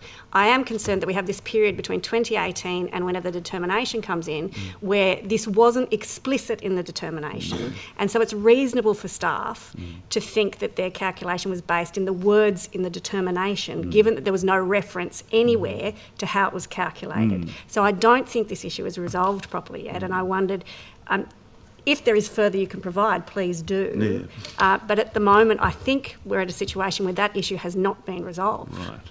The other part to your original question was why did we put it in the determinant this way this time round, and it was in result of the feedback saying that we should be giving clarity on how we make those calculations. That's the reason that was in this time around. This is something we've kept working on since the last estimates area. As recently as yesterday, I was sitting down with the Human Services team to sort of try to work through in a little bit more detail, try to get my head around the maths around some of this, try to understand a little better. I understand that in some of the federal awards, this is one of the reasons why they've moved to expressing salary as a fortnightly pay rather than an annual salary, is because of some of these interpretation issues which people have been struggling I guess with. I'm conscious that my colleague wants to ask further questions. I guess if there's anything that you can provide that suggests where you land on this and how that's justified for that period, given that it wasn't explicit and given that the directive did not apply, I would appreciate that, because I do think this is something that should be addressed officially to staff because they weren't told of how this was being calculated. Yes, no, happy to take that. Thanks, Chair. Mr. Webb, how many full-time equivalent staff are employed by DPS at the moment? In a moment. Is around 300 staff. So at last estimates it was 278? So it's around 300, but I'll get the exact numbers. Okay, so you'll come back to me on notice about that. Thanks. And look, I just had a question also about the process for selecting some of the outside contractors that we use. Not in terms of DPS, I mean it's more, for example, we engage an independent arbiter to sort out disputes. What is the process for selecting people for those positions? Maybe the clerk's best position to answer that. Yes, very happy to answer that question, Mr. Murphy, and it's a really good question. Again, I'll have to give a historical perspective on this. So, of course, the first independent legal arbiter was appointed in the wake of the first of the Egan cases, and even before the decision in Egan and Chadwick. It was a suggestion from the then leader of the government, I understand. Mr. Egan suggested that Sir Lawrence Street, the former Chief Justice, would be an appropriate person to deal with some of these matters. Yeah, sorry, Mr. Blunt, I'm familiar with all of that history. What I'm really asking for, though, is there a process where we advertise, or annually do we put these things out so that we can invite people to apply for positions? And it's not just the arbiter, but we've got an independent legal advisor, for example, on the Delegated Legislation Committee, and we have a number of other positions where we use these external contractors, the ethics advisor, for example.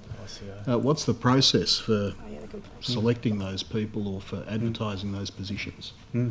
I hear what you're saying, that you don't want a sort of full historical treatise, but I guess the point that I wish to get to in relation to that is that when we unfortunately got to a point that Sir Lawrence was unable to continue to perform that role, and of course he's since passed away, there was a deal of consultation between the President and the then Leader of the Government, the then Leader of the Opposition, and crossbench members in the Council who had an interest in this matter. And it was as a result of that consultation across the leadership in the chamber that a decision was made to approach the Honourable Keith Mason, former President of the Court of Appeal. So we don't advertise it, we just have the one No, it person. wasn't advertised, and so he was approached, and a couple of other people were approached as well, and I would like to think that the House has been extremely well served by Keith Mason in that role. From time to time, when he's not available, either through being overworked during the last parliamentary term, there being multiple disputes, or I think towards the end of the last term there was a matter from which he recused himself due to a conflict of interest. We have relied upon either his recommendation or, with the concurrence of the former President, sought some advice from Brett Walker SC, who was, of course, the counsel who represented the council in the Egan matters and has provided advice to the presidents of the Legislative Council from time to time. And so we've relied upon the advice of the current arbiter. Does that mean or there's Mr. no Walker. selection criteria for There's this? not been a, and so relying upon that expert advice and always consultation with the leadership within the House. In relation to Dr. Rock's appointment as the legal advisor to the Regulation Committee, my recollection is that when Dr. Rock was appointed just over 12 months ago, there was the position was not advertised, but again, expert advice was sought from a number of people who have eminent people who have provided legal advice to the Legislative Council over the years, such as Mr. Walker, but also Professor Gabriel Appleby, a short list or a suggested list of potential advisors who would have expertise in this area were approached and invited to indicate if they were available and provide their resumes and so on. And that, my understanding is that following that process, a recommendation was taken to the committee to appoint Dr. Rock. I understand, in fact, I have a contract on my desk following a resolution of the committee recently to extend her appointment through to the end of this parliamentary term. And so I anticipate signing that contract on behalf of the Legislative Council later today. Thank you very much, Mr. Blunt. Colleagues, that draws to a conclusion this section of the hearing. We will have a short recess for 12 or 13 minutes and reconvene at 11:15 a.m.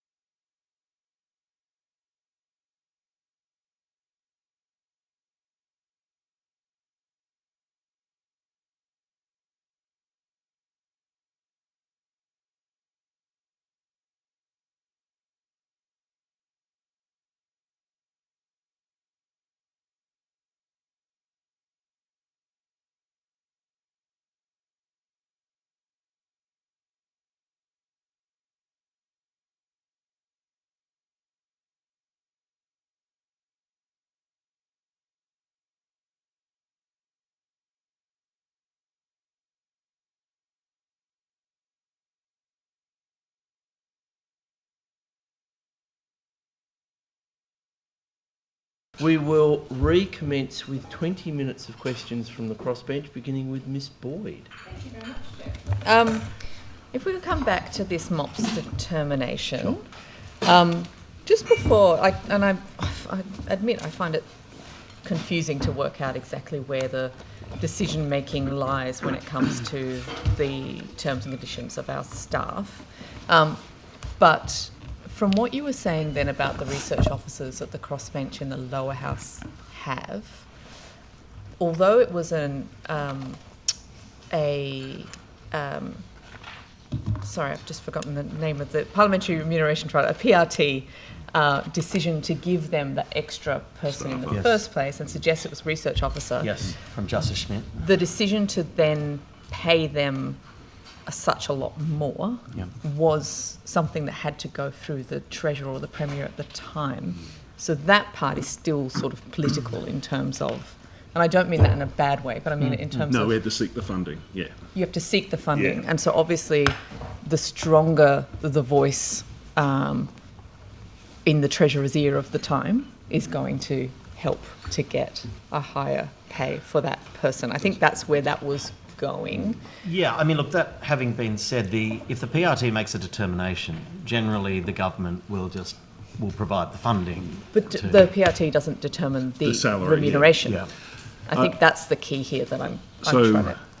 one of the things that might be useful, so you might recall that the independents made the first case and then the minor parties sort of followed in a future year. Yeah. And so the year when we set the position description and evaluated it, there were only, I think, 4 independents, and so it was only relating to 4 officers, and so the actual net impact on the budget was much more negligible. Sure. And I think that probably was also a factor. We just, because it was such a small amount of money, we just put it in with the general. There's been a 3% pay rise. Yeah. There's been these extra sort of things. It was maybe a little more just part of the background. But of course, when it was extended to minor parties, and now of course we have a much more extensive crossbench. You're now up to 13 essentially people that get it, which is a bigger financial impact. Yeah. After the election, we put in our next bid. We said, X number of extra people, and just put that in normally. I guess the point I'm getting at, I'm not sure how much personal attention the Treasurer would have paid to this, in that it was such small amounts of money. But when you look across all of the staffing for all of the members, then you get to a substantive amount of money that doesn't get lost in the background, and that's probably the difference. And I But guess... your fundamental, sorry, do you mind? Go. Is your fundamental contention that there is a disparity between the pay grade or the pay rates for those in the crossbench, staff in the crossbench in the upper house and staff in the crossbench in the lower house? We have 2 separate issues. One is that we are under-resourced in terms of number of staff, and I understand that is a PRT determination issue. The other issue is that we have staff in the upper house who are effectively research officers. They're policy people. Yes. That's what they do day in, day out, who are now being paid, say, $90,000 as opposed to the $150,000 you get if you're a research officer in the lower house, where they have a lot more staff and more well-resourced anyway, and so are likely to have lower hours. So you've got these incredibly overworked, very educated, very well-placed people in our offices who are now getting paid less than, sort of 2/3. Understood. So, as you rightly say, the first issue is an issue with the PRT, and one which you are welcome, as all members are, to advocate for to Justice Schmidt. The second, there are 2 things. One is to discuss the third part of the 3-tranche process in terms of MOPS, which is the broader consideration of classification of staffing, that the sorts of issues you talk about will be considered in that reclassification. That's the first point. I know that doesn't answer your initial and immediate question, but it nonetheless gives you, hopefully will give staff some comfort that this issue is being considered in a holistic way over the years to come. The second point that I'd make, though, is I understand the concern, I understand the point. I don't have specifics in front of me, but if you would be comfortable, I'd like to take that away and for us to actually do a little bit of analysis about that and come back with something substantive to you. Because instinctively, the point that you make is utterly valid and and reasonable. I don't know what the reasoning is behind it, and I'd like to have a look into it. And I guess, my purpose here is to work out where the pressure point is and who is actually responsible. It sounds to me like it is the government of the day who has to who gets to make that final decision, but there is an element of advocacy from yourselves in terms of, and I understand that it's role a very description, etc., and then pointing out that it's a very valid issue on the premise that you've raised. It's a very valid issue, and I would like to be able to go and consider it and potentially to continue to engage with you on the issue, as I have, for example, with Dr. Kane over many months between these sorts of hearings. I'd appreciate that. Great. Do you have a timeline for that? Because that began in 22, didn't it? That phase of consultation on roles and there was the first description. initial discussions, but yes, there's. I would hope it would be done. I would hope it would be done within this parliamentary term, but I don't want to be definitive because I don't want to set expectations to staff when there are a whole range of issues, not least of which is it being necessary to be funded by the Treasury.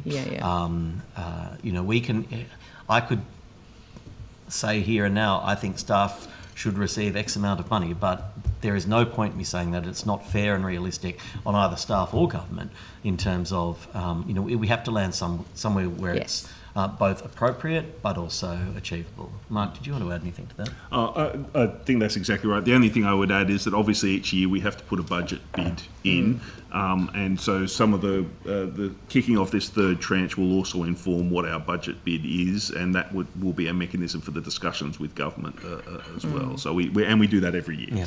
So in terms of when that bit of the review will be done, when are we expecting that to be completed? As I say, and the commitment that I made last time is that I wanted to nail down the other two parts first, which was firstly getting there's very specific funding so that we could get the 4% to ensure that staff, that worked for staff. Second, that we locked down this year's non-financial determination, which is where we're in the final stages of now. And then third, we'll start the process. And I had committed last year to Mr. Nanva, and that we would have a broader consultation process for that. I would envisage that starting this year. So just on the MOPS determination, there were just two issues that have been pointed out to me as still being... there's been a lot of good changes since the consultation draft, but there were two in particular that have been raised with me as being not necessarily working. One of them is perhaps more straightforward than the other. I'll go to the more difficult one. So the time off in lieu. And I guess, again, maybe in a lower house context this makes more sense, but in an upper house context, the idea of overworked, under-resourced staff members taking time off in lieu and not having an STR for that in order to cover them, it just means that more work accumulates. And again, these are policy experts, so it's not like policy issues don't stop happening, they happen all the time. And we have amazing staff who, keep an eye on those things sort of 7 days a week. I guess is there a opportunity to consider, particularly if you're taking pretty good records of how many hours your staff are working, to be able to then justify having a short-term relief in order to cover so that staff can actually take time? So I'd say a couple of things to that. Ms. Webb might have further things to add. The first is the reason why I instructed that I wanted the draft determination to go to members rather than just staff. Obviously it's appropriate that it goes to staff because that's who it's covering, but to members as well, as to provide exactly this sort of feedback because you're able to look at your office and how it holistically works. And so I encourage you and others who have concerns. I hear Dr. Kane's vociferous interjection of support. I encourage that to be done. And we'll consider that. The second point that I'd just make is that this is a living document. This time off in lieu clause is the first time, I believe, Mr. Webb, that it's been put in. It has come because we are predominantly concerned about staff and the workplace health and safety of staff. I understand there will potentially be flow-on consequences from that, but my responsibility is to continue always to consider and to be the advocate for staff in this place. They do an extraordinary job. And so that's where that has come from. Yes, there may well be flow-on effects, and that's why I get to the third point, which is that this is, as I mentioned before, a living document. It will continue to be updated every year, and you know, there was some talk about the fact that we need to update it every year. Now that we've got you know, some certainty in terms of pay over the next few years, and I said no, I want to make sure it's done every year to give us the opportunity to receive that feedback from both members and staff. And to be clear, we completely support the idea of staff having time off in lieu, but just in the way that it works, it's a valid point. They can't validly do it if they come back and all of their work is still there, because again, we're under-resourced and it just can't get done. Yeah, so no, these are very reasonable points. A couple of things, as you said, it's quite right that this was in response to people saying the all incidents of employment allowance should have a limit to how much extra work should be required to meet that allowance, and that was a very fair point. The issue that we have, that we're going to have to work through with the PRT as well, is if we had short-term relief for time off in lieu, and somebody therefore had said, all right, I'm going to get you to do like really, really, really excessive hours, because I know I'll get short-term relief when you take then the time off.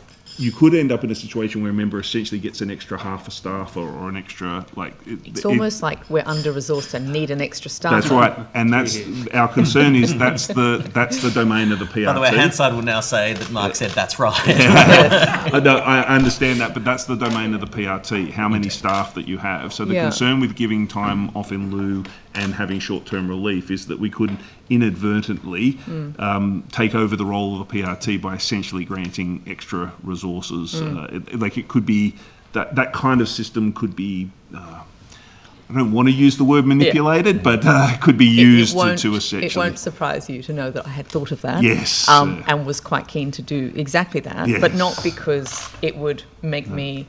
I mean, I never asked my team to stay back past the normal time, but they choose to because they care and they've got a lot of work and they're professionals. And it's not their fault that we are under-resourced.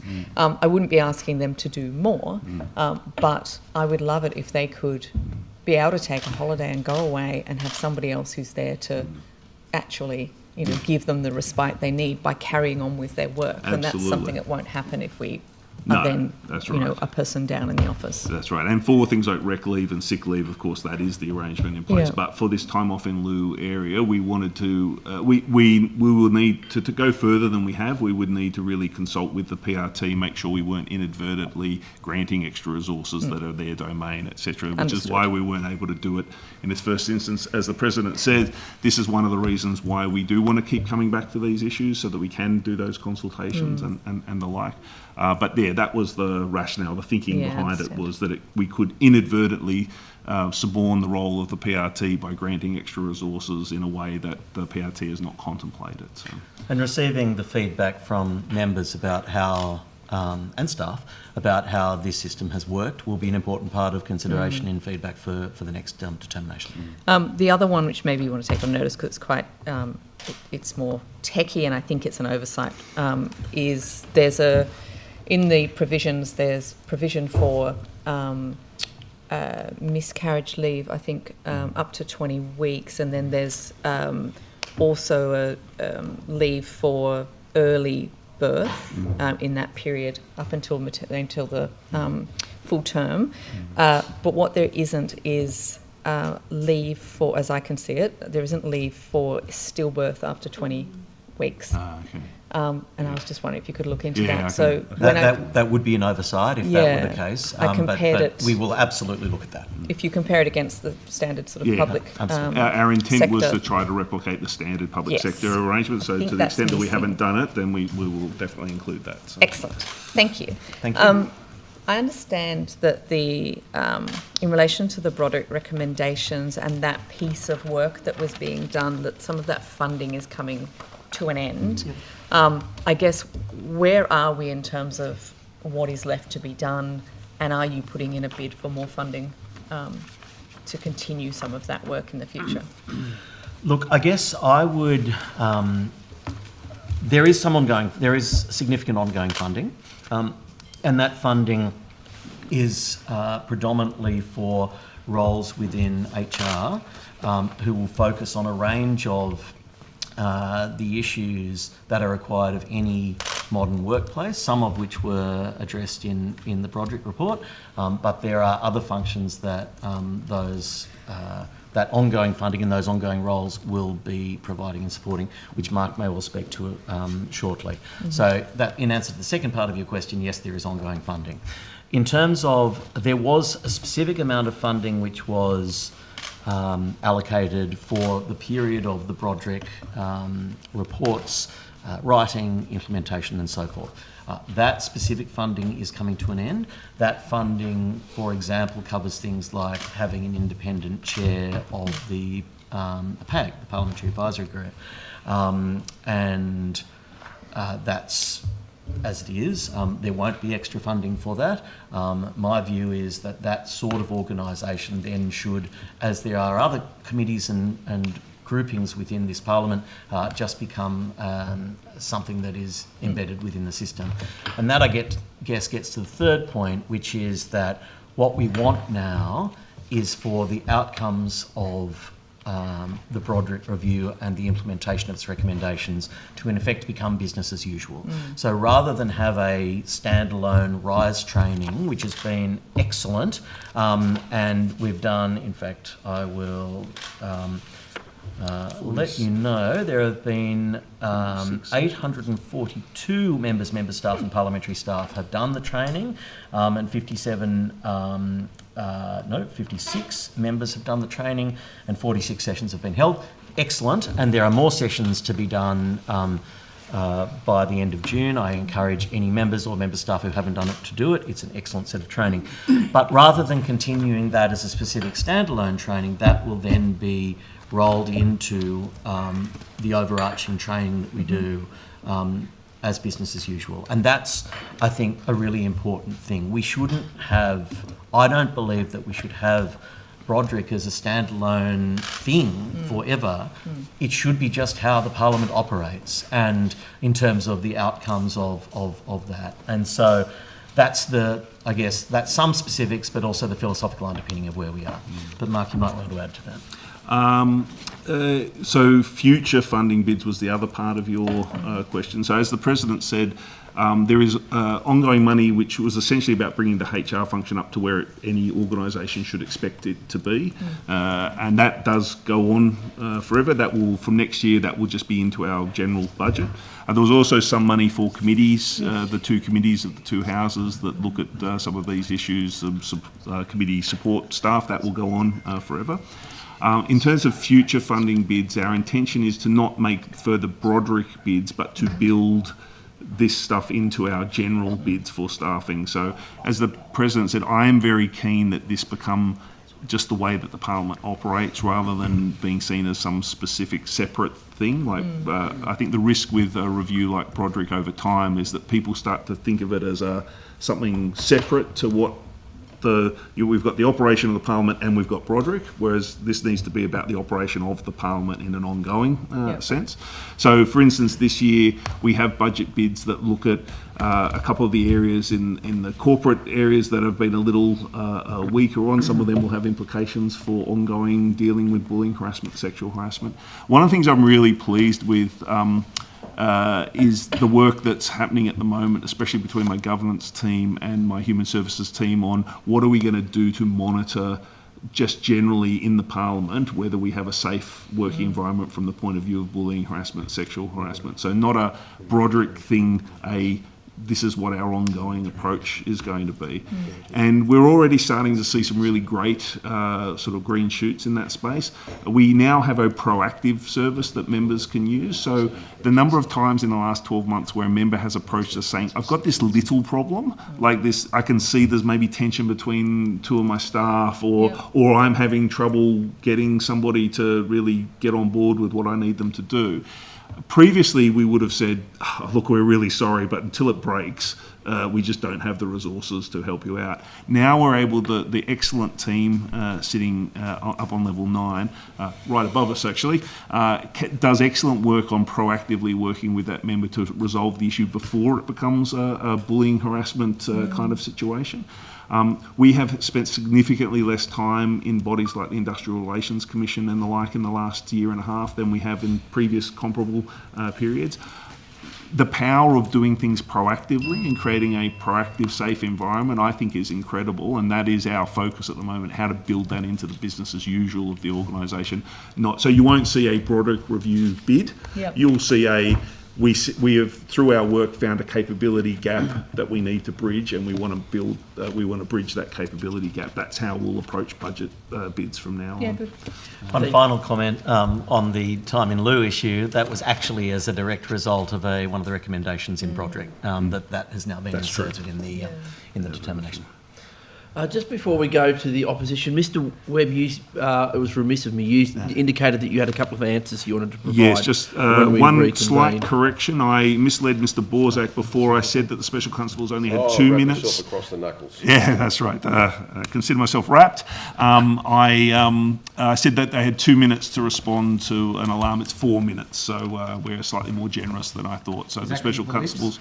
no, that's just because we've had more. We got to the point where we had slightly more burnt toast per week than we were comfortable with, and slightly too many appearances by the fire brigade as a result of burnt toast. So we extended the time out to 4 minutes rather than 2, and I had forgotten that. So apologies for that. And Mr. Murphy, you asked about the size of the department. So we have 292 FTE. Obviously more than that in headcount because we have quite a few part-time staff and the like. But also a fairly significant casual pool. So in 3 main areas, catering, we bring in casual catering staff when we have a big event, for instance. So that, if we maintained our catering team permanently at the level for our peak time, that would be, obviously there'd be a lot of people standing around doing not a lot of the rest of the year. So catering, cleaning, we have some casual cleaners for when cleaners are sick and the like. And then in the operation of the chamber and committees for both AVB and Hansard, we've been experimenting with casual pools to try and help us deal with spikes of activity. So for instance, when we have 3 committees a day over a couple of days, the core Hansard team can get a little overloaded. So we've been trying to set up a casual pool that will allow us to bring in some extra people to deal with those peak areas. When you add up all the people that are sort of on our books from a casual point of view, that adds another 50 or 60 people into the mix, but they're only here when demand requires them. So that's the answer to the size of the agency. Chair, I think Mr. Blunt might have an... Mr. Blunt, you have some more information for us too. Yes, if I can just close the loop on an answer to a question from Mr. Murphy about the process by which legal advisors are selected for work with the Department of the Legislative Council, or with the Legislative Council, in fact. Just 2 things. Of course, Standing Order 52, Clause 10 requires that the independent legal arbiter is to be appointed by the President and must be a King's Counsel, a senior counsel, or a retired Supreme Court judge. So it's a limited, specific potential field. And in relation to the appointment last year of a legal advisor to the Regulation Committee and the extension of that person's appointment that's about to happen, I think the technical term that I should have used was a closed expression of interest process, a closed DOI that led to that person being appointed. Thank you, Mr. Blunt. The opposition, Mr. Rath. Thank you. I think in the last estimates I asked about the Premier's portraits that used to be hung in the hall just behind the Jubilee room here where we're sitting. Has there been any more consideration to where, if at all, they might be displayed in the future?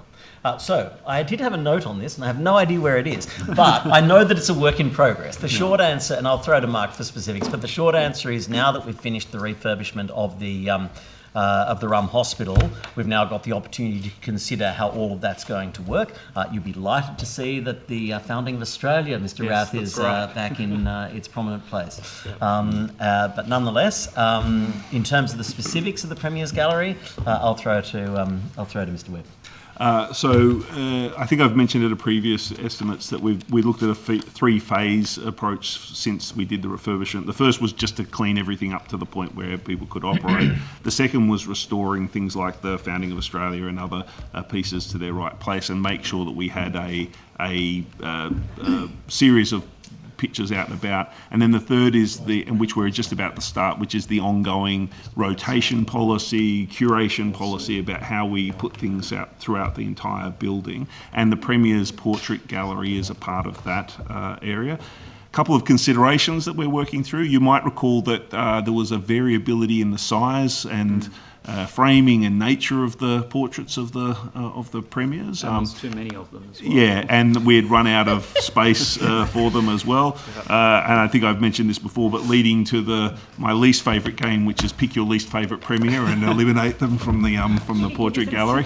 Yeah, that's right. I would always look for at least. I think Westminster has a 10 years dead policy with their things going out, so I would apply the same thing. We are looking to try and find a space that would allow us to have a more regularised set of portraits and have them displayed in a way that has some scope for growth as well.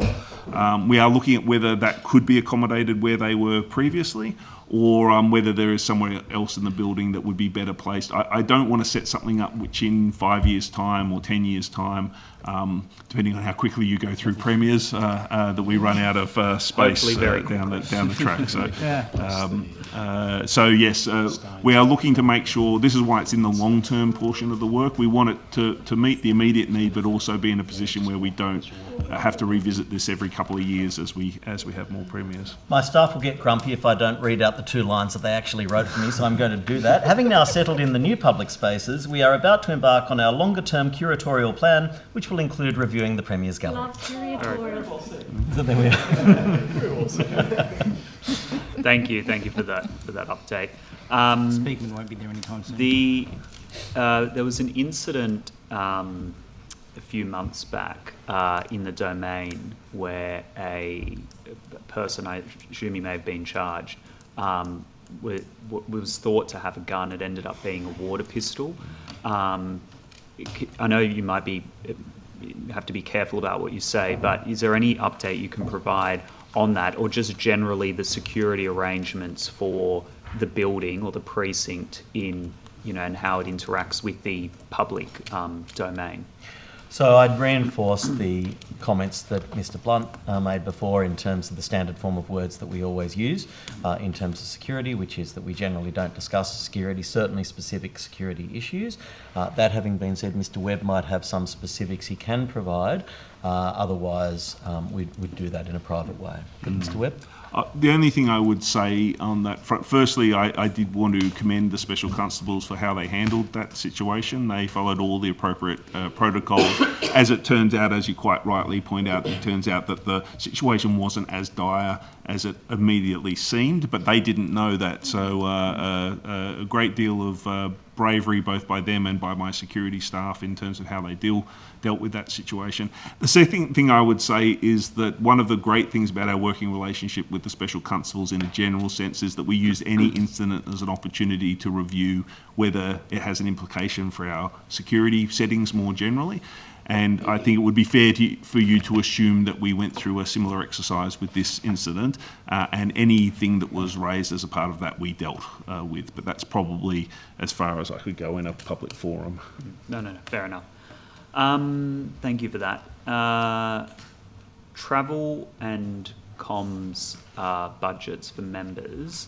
Some of the feedback that I've had from colleagues and from my own experience as well is that, and I'm not sure if this necessarily fits with the PRT per se or with the presiding officers, that it can be quite restrictive in how you make claims or what you can claim. In particular, the comms allowance, for instance, that you're not able to buy a packet of paper clips or some post-it notes or things like that. You can buy letterhead or business cards or paper or things. But a lot of members, from the figures I've seen, aren't coming anywhere near to fully utilising their comms allowance in particular, and in some instances travel, because it's quite restrictive in the way that you can use it. Has any consideration been given, or could some consideration be given to look at what members can claim through those two buckets of money? Yeah, I'll throw to Mark on that. Yeah, that's a really good point. The third allowance that you didn't mention was the electoral allowance, Yeah. and so the interplay between the electoral allowance, the comms allowance, and the travel allowance is a really interesting kind of space. I think the reason things like post-it notes and paper clips is that traditionally, for those that have been around for a little longer, you might recall the old logistics support allowance, the LSA, when that was where you could buy paper clips, etc. from. When the tribunal determined to abolish that allowance and move the money into, move some of the money into the electoral allowance, some of the money into the comms and travel allowance, the part of that money which was for paper clips and various other bits went into the electoral allowance, not into the other two, which was the origin of some of the restrictions that sit there. But I know the team does advocate on behalf of membership a lot with the PRT around trying to create more flexibility. Yeah. For instance, you would have all noted a couple of years back when we were successful in convincing the PRT that there should be some flexibility between the comms and the travel allowance, that if you ran out of one, you could start tapping into the other, as an example, which was I think good. You know, some members spend more of their time out travelling in the electorate. Some people communicate through different means. Being able to have flexibility between the two, I think, was a really good step forward. It's a good example that came because of the people made these comments to the members' entitlements team, headed up by Taz, who does a fantastic job, and Emma and the rest of the team do fantastic work. They heard what members were saying and advocated back to the PRT to get that flexibility built in.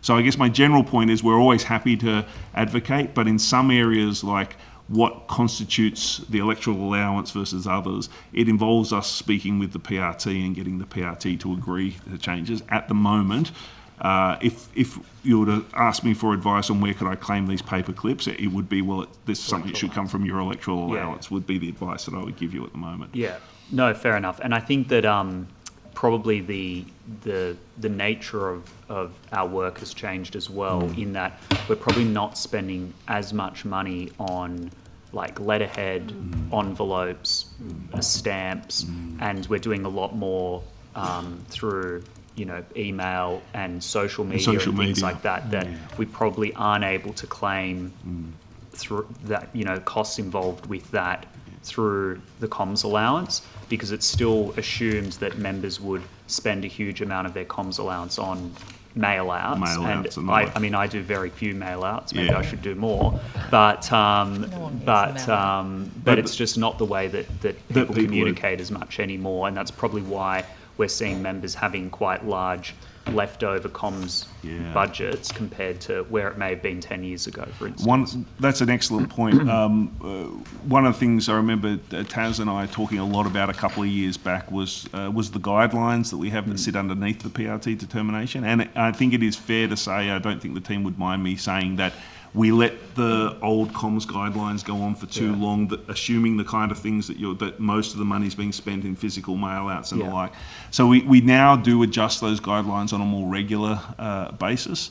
A couple of years ago, we did a fairly major revamping of the guidelines to include much more focus on what you could do with social media, virtual town halls, other means of electronic communication. But we're always open to feedback about whether the guidelines do hit the mark. We don't want to be in another situation where we leave them for 10 years and they get so hopelessly out of date that you can't do the work that you need to do. So any feedback you have about whether our current guidelines could be tweaked to better accommodate that mix of communication styles, we're very open to. As I say, big changes, big improvements a couple of years back, but always I'm waiting for someone to ask me about AI and whether they can pay something for AI. it's a fast-moving space, and we realise that we've got to stay on top of it. So yeah, look forward to any feedback that you have there. Thank you. That's it from me. Maybe Thank you. Mr. Fang. Mr. President, we spoke before, and Ms. Abigail Boyd put some questions to you about the difference in resourcing between certain members of the upper house, depending on which party you were aligned to and whether you're a crossbencher or the like. Exactly. But Mr. President, could I ask about resourcing in opposition? Can you explain some of the rationality around not providing a backbench member of, say, the Nationals the ability to draft a bill? It's a very good question.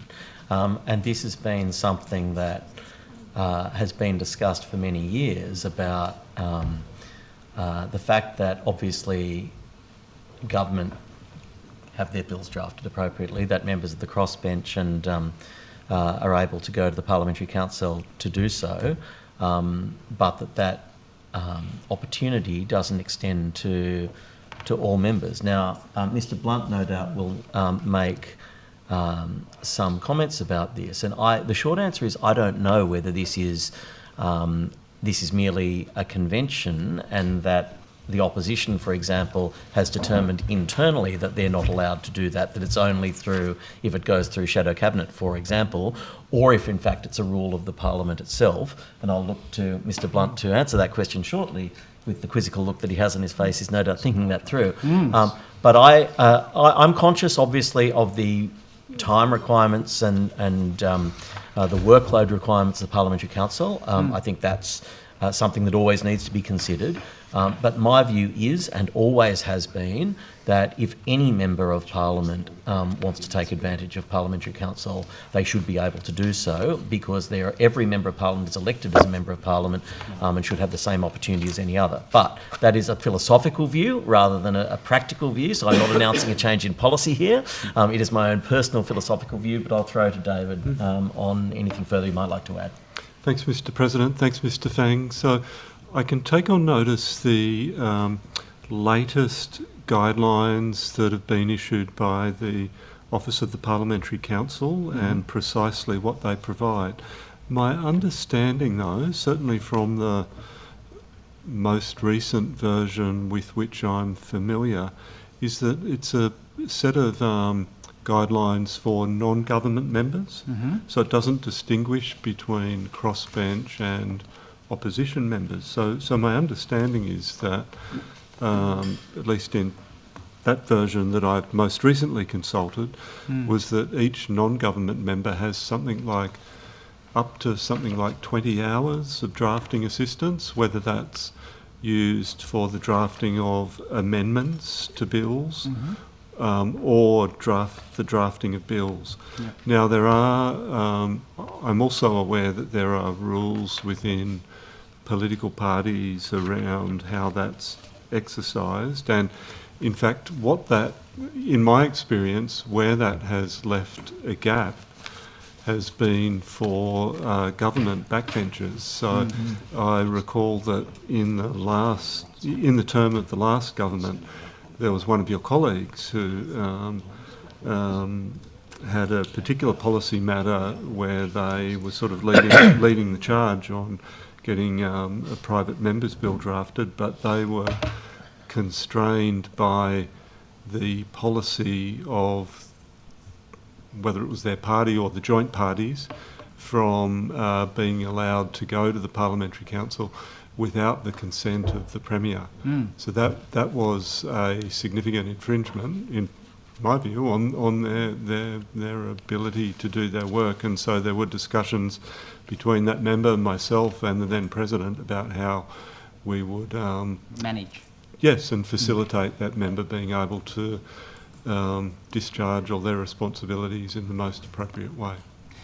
So I guess it would seem that we're on all in a unity ticket in relation to this, that we understand that every member of Parliament has been elected, and therefore their views on certain matters, I guess, should be respected by the government, opposition, crossbench, and also the Parliament.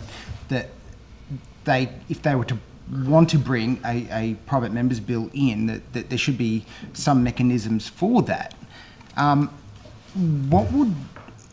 would we manage, for example, in opposition, where you've got two parties that effectively form that opposition, and one of those parties wants to bring forward a private members bill? My understanding is that it is to go through shadow cabinet before it can go to parliamentary council, or is that not Look, the we understanding? couldn't comment on the internal machinations of the opposition and the conventions that have been applied in terms of who can do what. I guess the only point, I would encourage you to speak to various powers that be within the opposition to determine the... Some I speak to, some not so much. the conventions that apply. In terms, though, if there is a specific issue, in terms of, for example... There would be some specificity behind the questions that I'm asking. It's a question for Natalie Ward. No, it's actually not. Yeah, Someone a little bit more senior, not too more senior, but slightly more senior. So, Mr. Fang, I've taken on notice to come back with the precise terms of the current guidelines issued by the Office of the Parliamentary Council. But like the President, the rules Internal machinations. of the coalition and the shadow cabinet are well beyond my expertise. No, I certainly appreciate that, and I mean, we'll provide the official rules to you. that would be most appreciated. The last question I've got, and I know we've only got about 3 minutes left in the this opposition section, but just related to the point that Ms. Abigail Boyd made about, I guess, different resourcing, and Mr. Blunt, we spoke about this at the start of this term of Parliament, but members of the National Party, for example, are entitled to one staff member, across the board, effectively, when you're in the upper house.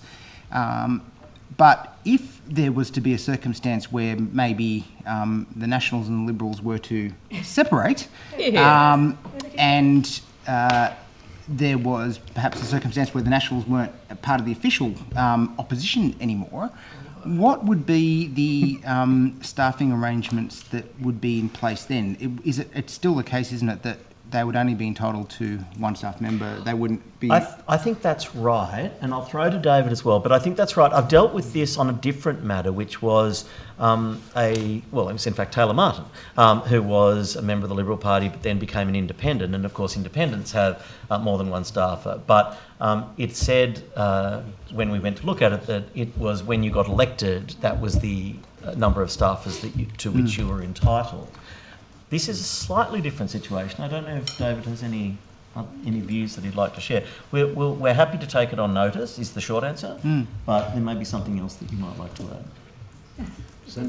Whilst again, I don't wish to in any way intrude into matters related I always do. to the coalition and the opposition parties. All I would say is this. My understanding is that it would be unlikely to have any impact on the resources that backbench members have access to, where there may be a change that's noticed, maybe for party leaders. Party leaders who, if, for instance, there was a split, a party leader who might currently be the deputy leader of the opposition might or might not continue to be in that role, and if so, there would be implications. Is there a way that the Parliament could recognise, should, the unlikely event that something like this might happen, that there would be an inequity created by the separating of the two parties, and that additional resourcing in order to address that inequity could be implemented to assist one of the two parties that may or may not leave? Please. So I think we're talking about two things that sit side by side. One is the annual determination of the Parliamentary Remuneration Tribunal, which determines broadly the number of staff that members have access to. The other thing is the Parliamentary Remuneration Act itself and Schedule 2, which sets out the list of office holders and the additional salary of office to which they're entitled. The annual determination of the Parliamentary Remuneration Tribunal is a matter decided by the tribunal, so members can make submissions directly to the tribunal. In relation to the Act and the list of office holders and the salary of office that they're entitled to is a matter for government. So Not so much about the salary, more about the, I guess, positions and resourcing of officers for members that may no longer be part of the opposition should That's the tribunal. something happen. We would consider that issue if and when it arose. Thank you. Thank you very much, Wes. Now questions from the government. Thank you, Mr. Chair. Member. Thank you. Thank you, Mr. President. Just a question out of left field, actually. Just with respect to this building, presumably it's insured by the Treasury Managed Fund, is it? That's correct. Yes. So it's so we're covered by the Treasury Managed Fund self-insurance arrangements. So for both this building, some aspects of elected officers, although that's not germane to this hearing, basically all of our insurances are covered by the Treasury. So if I come back to all the work that you've spoken about earlier this morning, presumably a lot of that would de-risk the building, wouldn't it? So Yes. the deposit contributions to the fund would go down? That would be, so yes, we look at that every year, and we go through a process with the Treasury Managed Fund every year to look at what our contribution would need to be. Yes, the work we've been doing to de-risk the environment does put a downward pressure on our contributions. Obviously, there are other general upward pressures that can happen, not specifically related to the Parliament. So we seldom find, for instance, if nothing changes here, we seldom find that our premiums go down year to year. But it's true to say that the work we've done to de-risk the environment is having a downward pressure. So. But I think it's manifested more as having a smaller increase in our premium rather than a decrease in our premium, if that makes sense. That was just a question more out of personal interest. If I could come back to the issue of MOPS staff. Of course. One of our favourite topics. But if I could just return to the questions around job titles, position descriptions, classification structures. I'm conscious that we've had the Edwards and Bent reviews into those. And what I'm interested in is what the next steps are in, I suppose, mapping the breadth of the tasks that MOP staff do with a view to settling those new job descriptions. Will it be to use the thinking from the Edwards and Bent reviews to then consult with staff and the PAG and relevant unions before settling them? Potentially. There'll obviously, as I said in the last budget estimates, there'll be a significant consultation period with all appropriate stakeholders before determining any outcome. Obviously, there'll also need to be engagement with government, frankly, because there's no point going through this whole process if, in fact, at the end of the day, there is no money there to provide extra resourcing for staff under new job descriptions and so forth. So there will be a range of things that will need to happen, but the sort of framework that you identify is not unreasonable. Do you have a rough idea when the No, I'd hope timeline- to start the process before the end of the year, though. Okay. I mean, it was, as I've mentioned, obviously I wanted to land the other two things first, and we need to get this right. But yes, we would absolutely hope to start this before the end of the year. Different members often ask different things of their staff. So it's very difficult taking one size fits all approach with. And that's one of the challenges with this whole issue. Within position descriptions. I suppose as we embark on the sort of root and branch review of the titles and the position descriptions, do you see there being some scope in the new regime for members to have some flexibility within set parameters to craft their own position descriptions to Well, I reflect think what so. they I mean, do? I'll throw to Mark. There has been some initial thinking about this, but the way that I see it is that I think that there should be, and I hope that there will be, and there's some evidence out of the previous reports that there must be, a list of potential, what's the word? Skills, capabilities. Yeah, skills and capabilities. From which a member can select to fulfil each individual job.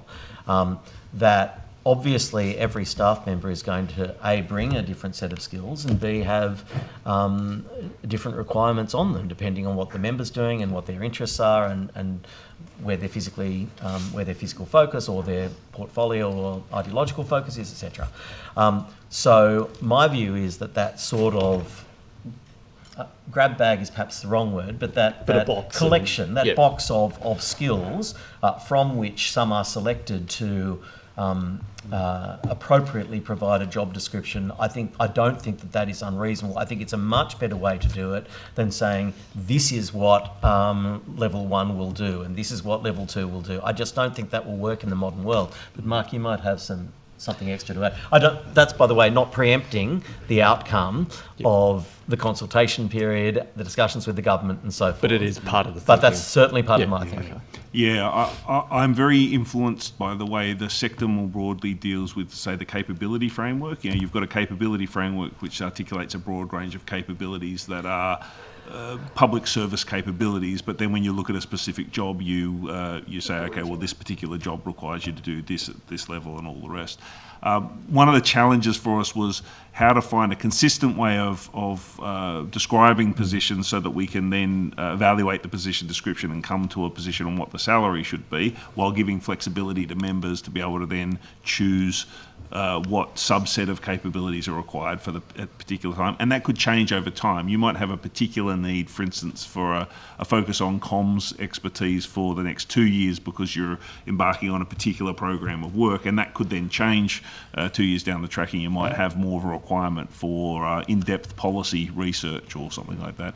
So as the President said, our thinking at the moment is to have a position description that describes the full range of things that could be asked of you, but with a very clear articulation that you won't be asked, you don't have to do everything on this list. It will be, I mean, if you ever do find a person that could do everything on the list. Some of them do. Yeah, that's right. Katie in my office. Yeah, some of them do. Well, grab on to Katie and don't let her go away.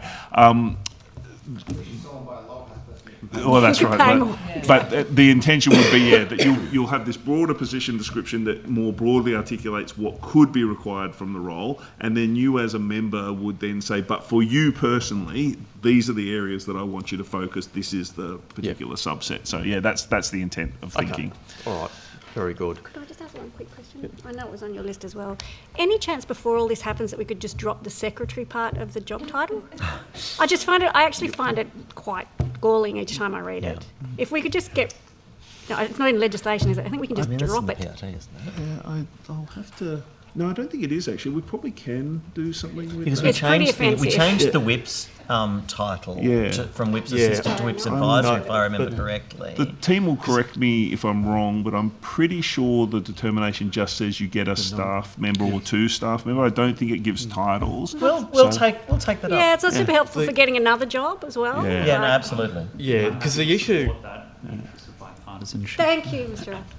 Good idea. My issue with the job titles and the position descriptions, it's not just a question of pay. Like if I can just decouple the reform of this from pay for a minute, because I do take the point that there will be significant budget implications when we go down this path. But it's not just about pay. Indeed. It's about these individuals looking for further promotion within the public or private sectors.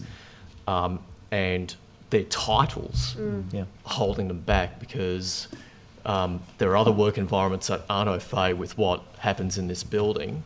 And when they see that job title, that significantly downplays their roles in this place. So to Dr. Kane's point, if there is something that can be done in the very first instance on the titles, That would be helpful. I've just confirmed go a long way. it's in your determination, Mr. President, and the Speaker's determination. So we could make a change without having to go to the PRT. So and that could be done in advance of the other work. So yeah, that's something we can look at.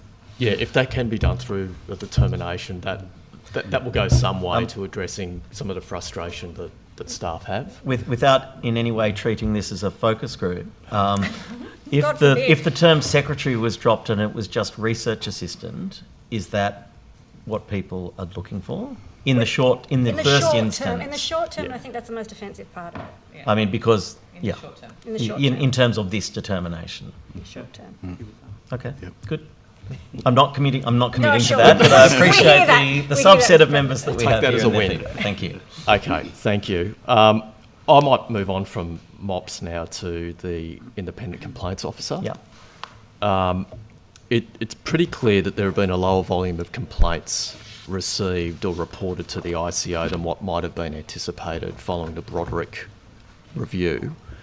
The 12-month review into the ICO by the Privileges Committee didn't make any firm findings about why that might be the case, but it did observe and question whether Broderick's concerns about the ICO, when she was drafting her report, that it had a narrow jurisdiction, there were issues of confidence in the reporting process, whether there was sufficient structural authority in the ICO, concerns around confidentiality and repercussions for people using the mechanism. The report did question whether some of that might be playing into the lack of reports being made to the ICO. Do you have a view on that, I suppose? Or do you have a view on the recommendation from the Privileges Committee report that there be further consultation with staff to see? Sure. I'm happy to speak to this in a number of ways. The first thing is that you rightly point out that the report from the Legislative Council Privileges Committee into the ICO has come into a review of the ICO has come down. As you know, the Legislative Assembly Privileges Committee is also conducting the same review. That report hasn't come out yet. If and when there's going to be change, fundamental change to the ICO role, that will need to be done through both houses, through, frankly, driving that change probably through the heads of both of those Privileges Committee working together to determine what legislation then can be presented to both houses. Now, I understand that the point that you make is not necessarily a legislative one. It's more potentially a cultural one. But I would, I guess, make the point that the review of the ICO has been put in place for a reason, and that is to look at all of the factors surrounding the efficacy and appropriateness of the ICO, and this would be the first, once the LA report comes down, this would be the first step and most appropriate step there. That all having been said, I also want to ensure that when we have procedures and processes established within the Parliament that they work and that they work effectively. I'm always open to considering further consultation, further feedback, the discussion and examination of reasons that may or may not be influencing the way particular roles operate or how that might lead to particular outcomes, including, for example, in this case, simply the number of complaints that might be being made. So I'd be open to that, but I would want first for the LA's report to come down, for it to become clear what nexuses, is that the right plural? I'm not sure. Nexi? Nexi. What nexuses there are between both reports, what the likely next steps are between the reports before I would then likely discuss with the Speaker about opportunities that we had for this sort of cultural discussion that you have. But I might throw to the clerk for any further comments he might have. Can I just make that? Yeah, please. Yeah. It's a really good question, Mr. Nanva, and I did note that the Legislative Council Privileges Committee flagged the issue of the relatively small number of complaints, but as you said, didn't reach a concluded view as to what the reason was, whether it was that there had been a period of cultural change. I hope that's the case, and therefore there's less conduct to be complained about, or whether it was a matter of a lack of confidence in the structure and the powers of the ICO, or whether it was something completely different. Now that we're another 6 months on, personally, I don't think we're in a position to really know the answer to that question yet. It's interesting, though, that recommendation 7 in the LC committee report to which you've referred does suggest that from the point of view of the LC committee, if anything, you'd like to see the position strengthened. At the same time, one needs to recognise there are perhaps other members of the House who would prefer the position didn't exist, or might see the current model as being a bit too strong. Of course, the LA committee is also considering the matter, and it will be fascinating to see what conclusion they reach and where they sit on this sort of spectrum of sort of a strong model, a light touch model. The final thing I would say, though, is that when the two houses each established the position by resolution, so it was a resolution of each house in early 2022, that followed a very lengthy period of I guess agitation by the LC Privileges Committee over many years, seeking the establishment of such a position, and a very lengthy process of gestation and toing and froing between the two Privileges Committees and their members, and what was arrived at, the model that is in place as per those resolutions, is, whilst it's perhaps not the model that would be designed by one single person, free of all of the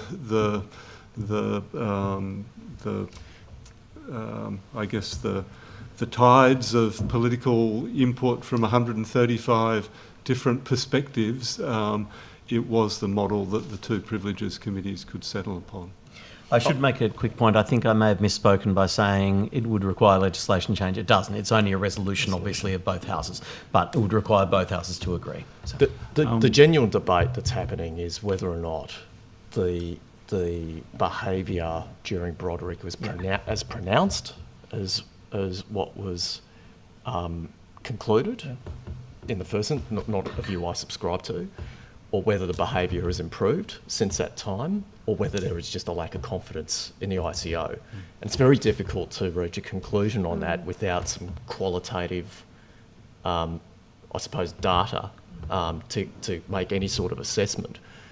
Because if it is the latter, because of the sensitivity of the issues involved, then there might be more merit in putting protocols together for external investigations into those sorts of allegations. But we can't know that unless we really significantly consult and get some better data to inform the decision making. But that's more a statement. But there's a genuine debate going on. But we just don't know until we've got the research base in front of us, I suppose. Yeah, I think Mr. Webb just wanted to make a quick comment about this.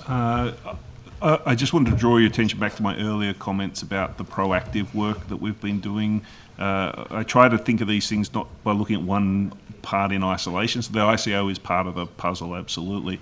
But the feedback that we've received from some staff has been that they feel like there are mechanisms to try and deal with issues before they become complainable, if that makes sense, and so for the first time. And so I wouldn't be surprised if, when we're considering what evidence that might come forward in the future, that the extent to which some of the proactive things that we're doing are working would be a part of that picture that I would want to throw in. Like the no wrong door policy, for example. Yeah, that's all right. And we've had that feedback from a couple of staff members who are perhaps having a trouble interacting with their member or another member, but it's not got to a point where they want to make a complaint, but they feel like they're on a track that might lead them to a complaint one day.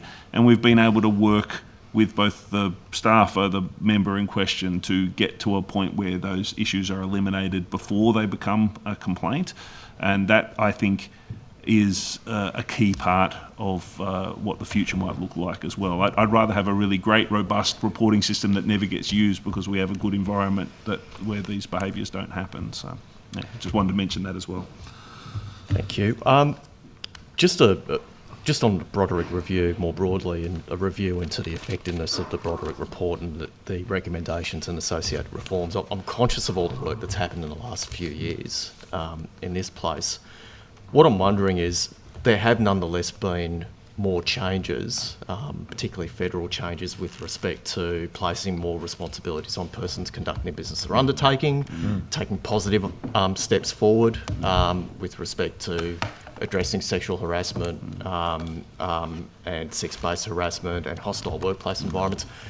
How is the New South Wales Parliament going in terms of being benchmarked against other jurisdictions with respect to those positive duties that are now in place since, I suppose, the reforms have come in since the Broderick report's recommendations? Which of you would like to? I can start on that if you like.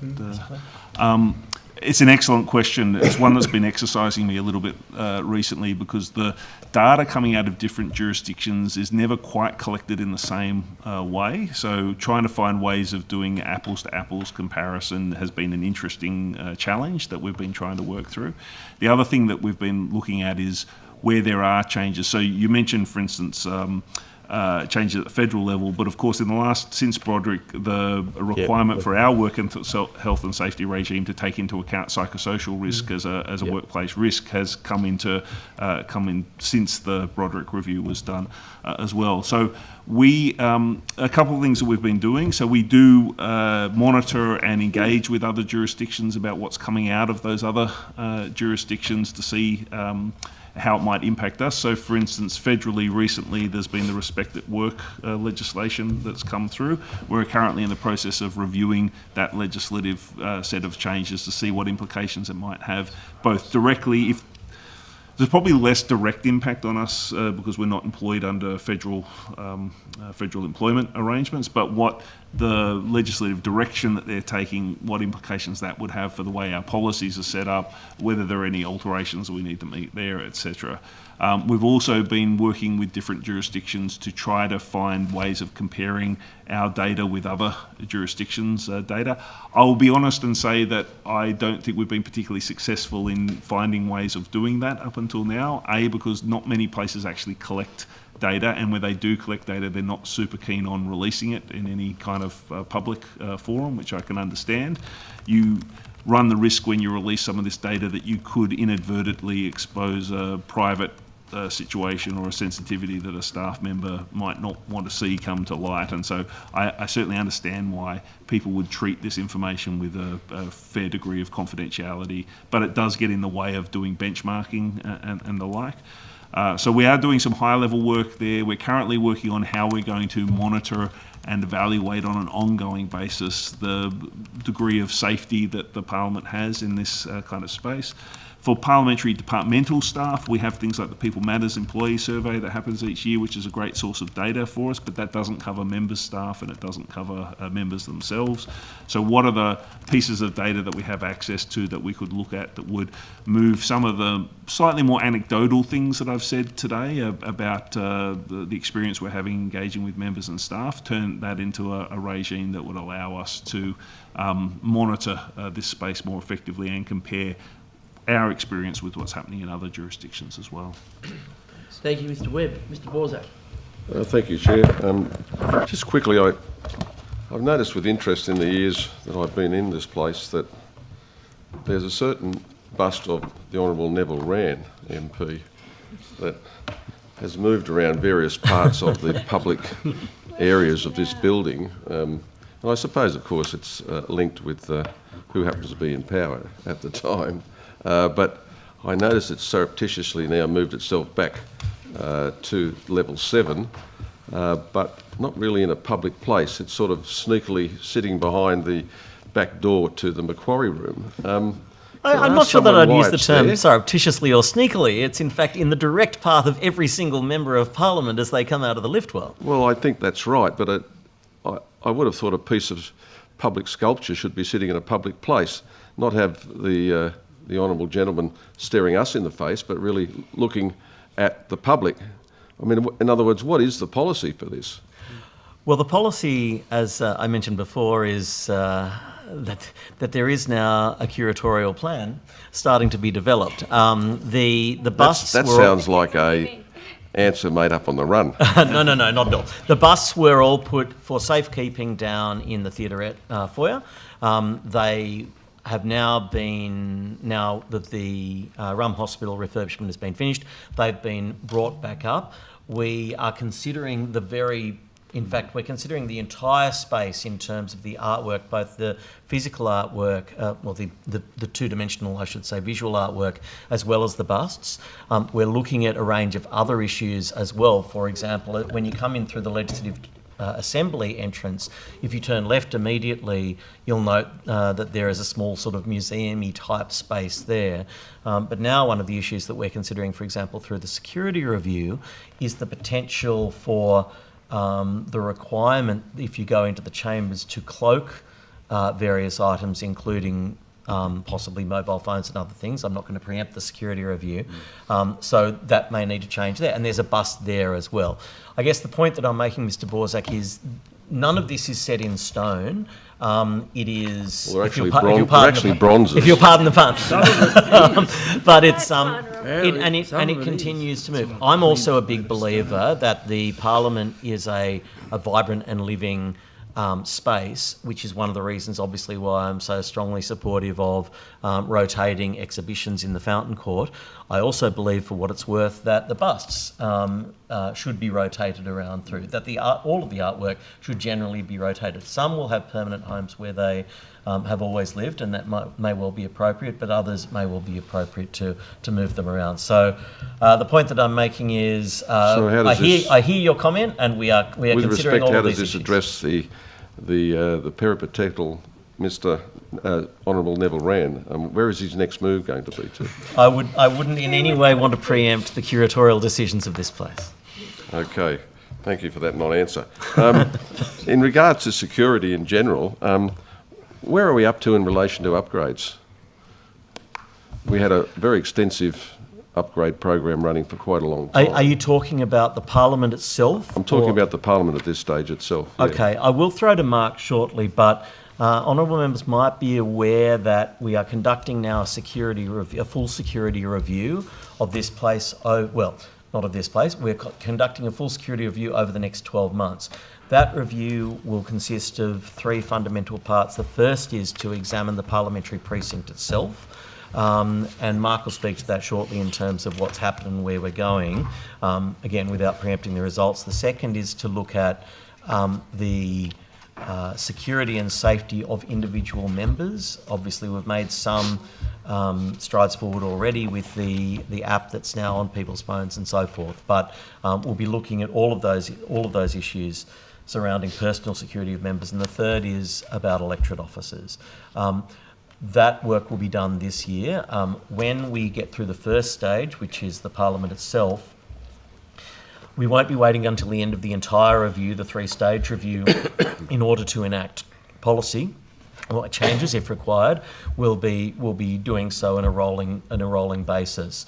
But Mark, you might like to have speak to more detail about that. Yeah, I'm primarily concerned about the parliamentary precinct. I understand that. No, that makes sense. I'll and apologies in advance, some of this will be a little vague, but it should give you a sense of where the focus has been. So we have a rolling series of upgrades to some of the assets, the security assets that physically sit around the building. As they get to end of life, things get replaced. I will give an example of the CCTV camera network, for instance. We, at any given time, cameras are coming to end of life, we replace those cameras, etc. All of the recommendations that have been made on previous security reviews have been implemented, which is one of the reasons why we were quite keen on doing this new security review. The last major security review was back in 2016, so it's been a while, and obviously the environment's changed more carefully. It is fair to say that we have developed good intelligence relationships with external organisations in terms of both general and specific threats, and we respond to those as required. And we are working always with the special constables to ensure things like the rotations of the special constables meet the current security environment. I apologise, I know that's a little vague, but just to give you a sense of the broad range of things that we're looking at on a constant basis. Well, I know, for example, maybe a couple of presidents ago, we got an answer that there was some recommendation that Hospital Road be closed down for security purposes. Yeah. Is that... Sometimes, without speaking to any specific recommendations, sometimes when we get reviews done, they are done... for instance, I have had it suggested to me that I could improve the security of this precinct greatly by just stopping the public coming in.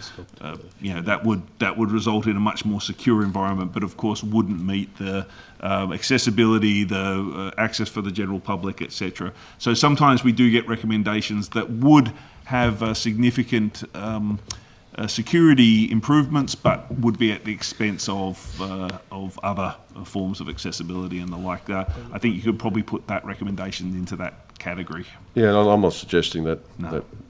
that's one of what parliaments have to be. They have to be open to the public. Yes, that's exactly right. And we have a heritage. We have to meet heritage. Like people saying, "Oh, we want to put things up over some of the heritage stuff." Sometimes we can't put security overlays in some of the heritage areas, accessibility, access to the public. Sure, There's a range of things we have to take into account. One of the things we've done, Mr. Borzak, for example, is we had a full review of security passes, and that meant that we then removed a range of passes from operation entirely. We pulled back a range of other passes to be able to access this building only from 7 a.m. to 7 p.m. Monday to Friday, rather than having unrestricted access and so on. We're continuing to look at that, but we're looking through a whole range of different prisms to try and ensure this place is as safe as it can be. Yeah, thank you.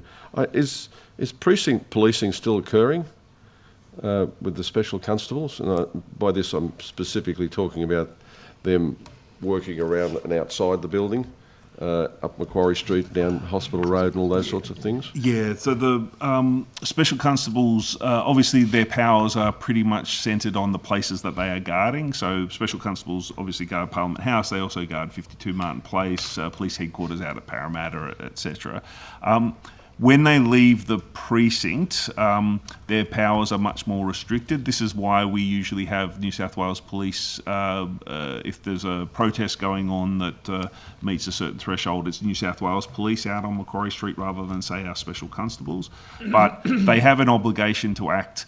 If they see something happening in Macquarie Street or elsewhere, they have an obligation to act in the interest of public safety. So it can be that they do move outside of the precinct if there's an initial immediate threat. So, for instance, the security situation that was mentioned earlier in the domain with the person with what turned out to be the toy gun, that would be a situation where they see a clear present threat to public safety and are able to move off the precinct in order to enact that. Can you tell me how many special constables would be on duty on a normal day, for example, like today?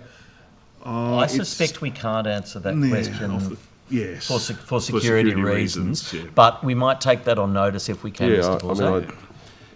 whether there's one or 100. There's certainly more than one. Yeah, there's more than one, and there's less than 100. And how often do they? And how often do they rotate out of this this operation here and go somewhere else? Are they here for 6 months or? That would be a question you'd have to put to New South Wales Police. Okay. I'm not sure what their policy is around that. So yes, I'm afraid that's just. Earlier questions, actually. It's directly the same. Mr. Boyd, you have 4 minutes, 3 Thank minutes you. and 50 seconds. Just on that security pass issue, I've asked about that in a bunch of previous estimates as well. It always strikes me as odd that we go to all this trouble talking about security when, as far as I can tell, every person in their canary can get a pass by just going and getting a member to sign off. I still have lobbyists that just come to my door and come in. I don't understand how this continues to be the case without there being a public register of who these lobbyists are and which members have let them in. Can you give me an update on where that work is? Yeah, so, I mean, the first thing is that no one should be able to just come to your door, and that's something that shouldn't happen. No. That shouldn't happen. They shouldn't be able to have access. And so clearly they have walked in behind, like they can't walk in, their pass won't access level 11, so they've clearly walked in either with a member or behind a member or a staff member or whatever. This is exactly the sort of issue there that will be considered in the security review. And so I strongly encourage you, and in fact anybody, to raise exactly the sort of issue that you've just raised then. I understand it's slightly different to the register, but I'll get to the first issue, which is somebody turning up at your door who you don't want to be there. So that's something that should be considered. In terms of the register, I don't know if Mr. Webb would like to make any comments on that, but no, there's no specific register, as we've mentioned before, on for lobbyists per se, but we are considering we're continuing to consider the construction of those who have access to security passes.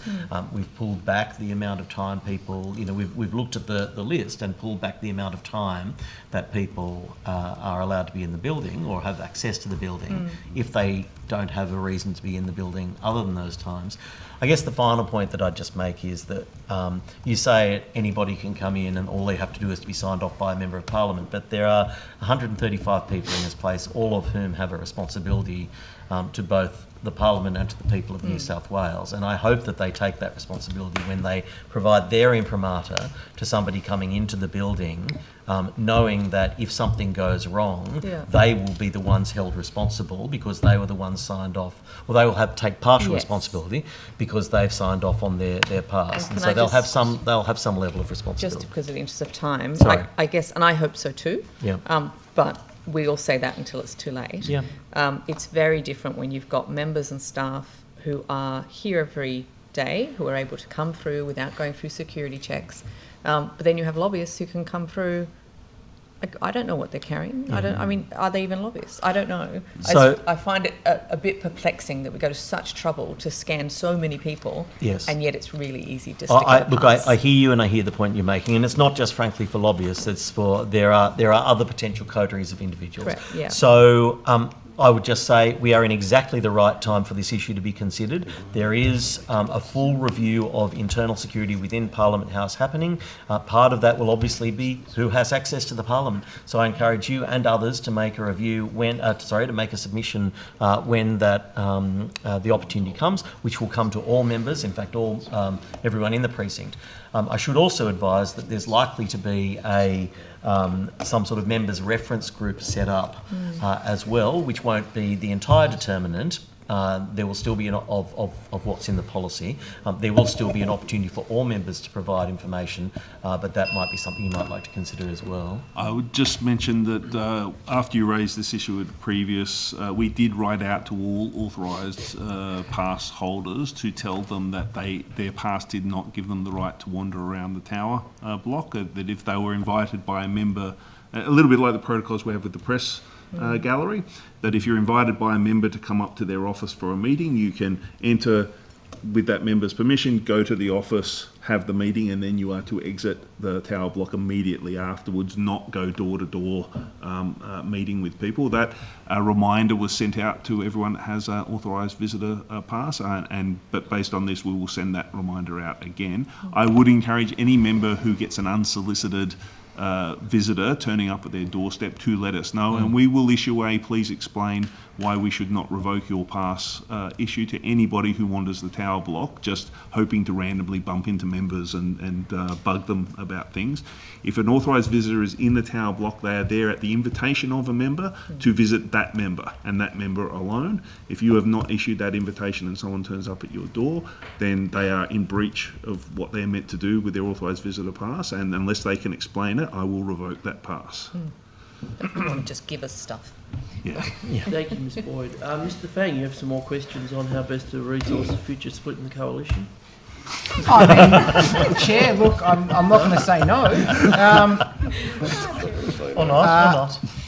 Mr President, should there be an unfortunate split in the coalition where the Nats might seek to divorce ourselves from some of the more left-wing ideologies that sometimes permeate the Liberal Party, what would be the resourcing that might be provided to the Nats as a separate party, knowing that it's an opposition that's ultimately funded, and that where the Nats were, I guess, considered part of that one group, that they're not eligible effectively for funding unless they're part of the opposition.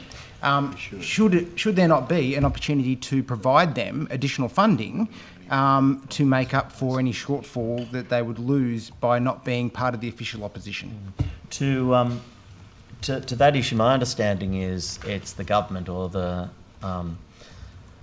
Premier who provides funding, block funding to the opposition, for then the opposition to determine what to do with. I would have thought those conversations, if that did happen, would need to happen with the government. It's not under the auspices of us. But I guess in terms of equity and parliamentary conduct, you would agree, would you not, that parliamentary parties and members of parliament need resources to be able to do their jobs effectively, and so where there was a lack of resourcing, there would need to be some level of resourcing or redistribution of some of that opposition resourcing to other parties in order to provide equity. Would that be a reasonable position to put? I agree with your contention that all members of parliament need to be provided resources to be able to do their job properly. Yes. Would it be something you think the Parliament would advocate for, or is that, would you see that outside of your role? I see it as pretty much entirely outside of our role. The only issue that I see that being different for is both the comments I made before about staffing and how that potentially impacts, and I said I would come back on notice about that. And second, of course, about potential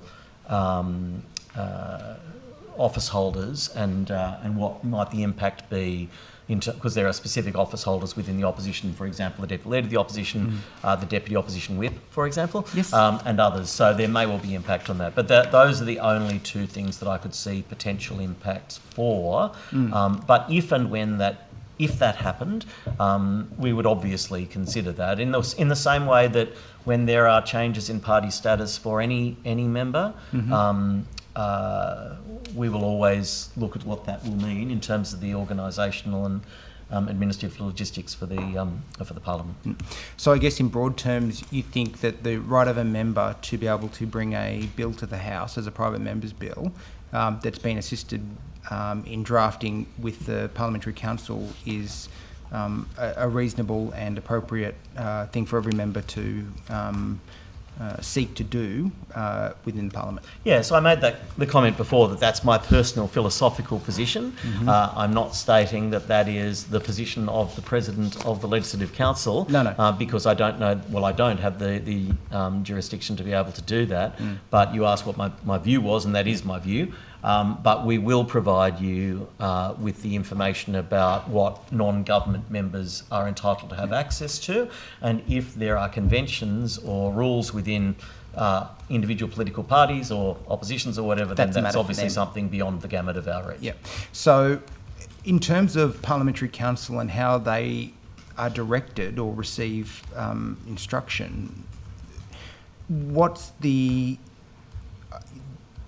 who is in charge of making sure the guidelines are updated or redetermined if required, and what's the process in ensuring that occurs? Should it be the case that a member can't, at this stage, access some of those resourcing from parliamentary counsel?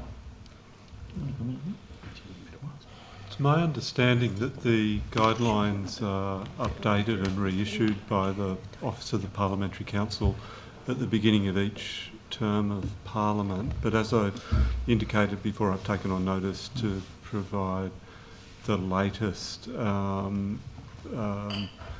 entitlement that each non-government member has under the current guidelines.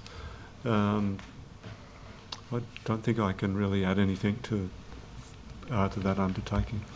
No, I understand that. I guess the guidelines themselves, who formulates the guidelines and how do they get amended? I can come back to you on notice with precision on that. My understanding is that the guidelines were initially, again, providing an historical context, maybe I'm getting a bit wistful.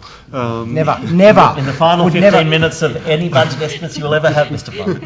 I think it was Premier Greiner who initiated those rules initially in the, would either be in 50th or the 49th Parliament, that made available the services of parliamentary counsel to non-government members. Prior to that time, those resources had only ever been there for the government, for drafting government legislation. So it's been long-standing, they've been long-standing rules, but as I think I illustrated with the observation about your former colleague, when your party was in government, there are nevertheless, that there have been rules sitting alongside those guidelines that have operated within political party structures over the years. Okay. Appreciate all that. I'll take it away and consider it and maybe advocate for certain things, and we'll see where we land. Chris, you get more? No. Is that enough for you, Chair, just blowing up the coalition? I did have just a quick update on one of the matters that was raised earlier. Mr. Webb. When we were talking about the fire system, I said it hadn't been upgraded since the building was created. My team has reminded me that we have updated bits and pieces of it over that period of time. So the control board, for instance, has been updated in the last 10 years, but the way fire is directed in the Fountain Court hasn't been, so it's a bit of a mixed bag. So they felt that I'd been slightly too definitive in my answer to say that we hadn't no done. one walking around sniffing for smoke? No one is walking around sniffing for smoke, but if you do smell any, please let us know. Certainly not to tell you. You particularly, not in his Mr. office, no. Yeah, particular. All right, thank you very much. That concludes the opposition's questions. The government. Thank you. Yeah, Mr. Chair. Look, I just wanted to follow up on an issue that was raised by Ms. Boyd earlier, stemming out of the time off in lieu issue and being able to replace staff so that somebody else is doing the work. I've raised this at a previous estimates, but we've also got a similar problem when you've got split positions in an office, having somebody to do a handover. But something new that's come to my attention more recently is the issue of onboarding, where it's quite a considerable process. Somebody's got to walk somebody through security, make sure that they obtain a pass. There are a number of different forms to fill out, and it can take half a day or a day for somebody to orientate themselves around the building and set up everything that's required to onboard. And under the current arrangements, there's just no process to have more than one staff member there at a time. So you're effectively in the upper house where there is only one staff member, leaving it up to the member to do that. This is an excellent point. So I have been engaged with the PRT on exactly this issue about onboarding and offboarding, and the fact that not just the administrative side of it, as you quite rightly point out, they can be up to half a day, but also you've had someone working in your office for a few years, a new person comes in. It would be really great to have a little bit of crossover time where the person leaving could spend a bit of time bringing the new person up to speed, for instance. I'm pleased to say that the PRT saw the sense of that, and so I have been given. Members might recall that I have some flexibility to provide additional staffing in emergency and work health and safety situations. So, for instance, with the current situation up in the north of the state, I have the ability to give a little bit of a boost. The PRT has agreed that flexibility could be extended to issues of administrative convenience where there's not a material impact on staffing. So at the moment, if you're in a situation where you have that kind of crossover and you wanted a day or two or some period of time to do that handover, you can just send me a quick email saying, I have this situation, I would like to keep the person on for an extra 2 days so that they can train up the new person a day or 2 days, and I can give you the okay to do that. So is there a set amount of that, or something to make it fair so everyone knows? It's I've been given some flexibility to react to circumstances as they come up. The reason why I ask that is I know there are a number of members that are in a position at the moment where we've got a federal election going on, staff may have taken leave to go and take up other positions temporarily, and you've got people in positions where they might have quite a number of staff. Because effectively, you've got people coming in, in what would be a casual position in any other type of employment arrangement, but you might have different people filling in for 1 or 2 days every week or fortnight. So there's quite a lot of it going on. Yeah. And that's why when talking to the PRT, I sought to have that flexibility. It's so that I can sit down with a member, have the conversation, say, what is your circumstance, and then come to an agreement as to what would be the best way of handling that circumstance. For instance, you might say, I've got a pool of 4 people I'm going to be drawing on in the next 3 months, so I would actually like 3 or 4 days where I bring all 4 of them in, train them up on stuff, and then I can use them in bits and pieces rather than bring each one up to speed every time, the first time they come in. That would make sense to me, and we would work through that. But that's why I asked for it to be a flexible thing rather than a fixed, you get like half a day per person per time. It's so that I could deal with exactly the kind of scenario that you're raising. So all members have to do is write to me. I've tried to make it as simple as possible, so it's an email to me. I respond, if I've got any questions, of course, I ask them, but assuming we come to an agreement, I respond saying I agree. That email exchange goes on to the record as the formal record of the situation. Thanks. And then you can just go ahead. And will you let members know about that? Yes, generally? absolutely, happy Thanks. to. And there may well be some members that require greater staffing. For example, on the North Coast, if the flood, well, obviously the flooding happened last time with Lismore, and so they were able to be provided some extra resources. But if it had gone the way that we were all desperately worried it would this time, but thankfully it didn't, then that sort of staffing would have been required for there in a way that it wouldn't have been for the members for Barwon and Cootamundra. Thanks. Thank you for that. I just have one quick comment or reflection or a bit of more feedback about the time off in lieu. I know that it's new and it's been a response to some issues.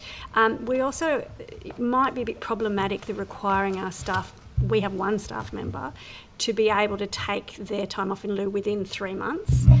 Depending on what's happening, how many committees we have when the House is sitting, that's not necessarily realistic, and so it wouldn't be reasonable for them to then lose it because they haven't taken it. So I don't think that's an intended consequence, but it might be a perverse outcome for the one staff member in our offices. I'd like to speak to that briefly. Look, when we landed on the 3 months thing, our view is this, that if people have time in lieu, then they should be able to take it off relatively soon after they've taken the time, the extra time. But we didn't want people to be able to sort of bank it for too long. And so, as is always, this was a subjective determination. My view is that we'll stick with 3 months in this determination, and then we'll take feedback as to how that goes. And it may well be that you say, look, that we get feedback saying, see, it's got to be 6 months, and we'll do that then. But at the moment, we needed to start with a number, and that was the number. Okay, I think it's a particular issue for those of us with I stuff. understand, and I'll look forward to hearing that feedback. Yeah, okay. Mr. Blunt, could I ask you a question about committees and committee staff who are always so excellent and diligent and helpful? As a preface, one of the things that we've been doing more of are surveys, etc., when we run inquiries, and I'm, in wanting to collect as much information as we can, we have qualitative answers that we do collect. At the moment, it seems there's not capacity to use any sort of software such as Leximancer or Invivo, or indeed anything else that's come in the time that I've stopped being an academic to do that. I'm sure there's other AI. And I just wondered if that's something we could consider maybe training some people up to use, because it's a considerable time saver when you're dealing with thousands of open-ended survey responses. So I wondered, one, if it had been thought of and perhaps not done for a particular reason, or perhaps if that could be something that could be considered. That's a great question. I'm very happy to take that on notice. Certainly what you're positing has immediate appeal, but I would like to get some advice on it. It's worth remembering, though, that the recourse to surveys during committee inquiries really started during the last parliamentary term with the establishment of the Selection of Bills Committee and the more frequent reference of bills to committees for relatively short, sharp inquiries. And some of those bills being matters of significant public interest, attracting a great deal of community responses. And so putting a survey out there was one of a number of strategies to be able to, accommodate and take on board significant volumes of community opinion in a really short, sharp space of time. We always recognise, though, that those surveys were not, they never had the rigour of surveys that you would have been responsible for in your academic career, and we don't pretend they are. No, but they are an adjunct. They are a tool to help inform committees of community opinion. But certainly, if those processes can be improved through the use of particular forms of technology, then that sounds like a great idea. Thank you. Just one from me. Yeah, certainly. Please. Just a couple of quick ones for Mr. Blunt, but before I ask you the questions, could I also just place on the record my thanks for your steady and calming influence in what can often be a febrile atmosphere. Australia is often lauded for its democratic pillars, and we often just think about the compulsory voting system and the independent, electoral commissions. But one thing that I really took for granted before coming to this place was the importance of an independent, knowledgeable clerks. Really understated role, but it's really dawned on me just how critical it is to our democracy. So thank you for everything that you've done over so many years, David. My first question is, notwithstanding your retirement, can you please give the committee some comfort that you will provide some mentorship to your successor in what will be a very important transition for this place? And the second question I had was, do you have any final reflections that you would like to place on the record? Or just stay. Well, thank you for asking that question. Do I have some things to... No. We can extend time. Let's move an extension for an hour. Very quickly, I'm very conscious of the time. Can I say, firstly, the President answered Mr. Fang's question about the steps that he's been taking to fill the position. I know that I leave a department of the Legislative Council which consists of staff of the most amazing calibre and qualities, They've been such a joy to work with, just as it has been a joy to work with all of you and your colleagues over the years. The staff of the Department of the Legislative Council, I think, are the best in the business, the best in the public sector. I am absolutely confident that you will continue to be provided with all the support that you need and are looking for to be able to do your jobs, and that support will be outstanding. Rather than providing ongoing mentorship after the 28th of March, I have actually given undertakings to the department that I will get out of all their hair. In fact, I finish on Friday the 28th of March. On Monday the 31st, I'm flying to Kathmandu and spending the next month in the Himalayas. So, no, I won't be in touch with, I won't be there to mentor the future clerk. Look, final reflections. I suspect I may have an opportunity to share a few of those on the 28th of March at the event that Mr. President alluded to. So, I guess that's a form of marketing for that event. Well, thank you very much, Mr. Blunt. That concludes the hearing. The Secretariat will be in contact with witnesses who took questions on notice. But before we conclude, I'd just like to thank Mr. Blunt on behalf of the committee and myself personally for his timely, precise and sage wisdom over too many years on procedure, practice and law. It's been absolutely vital to this institution. Here. Thank you. That concludes, I don't think we need a deliberative.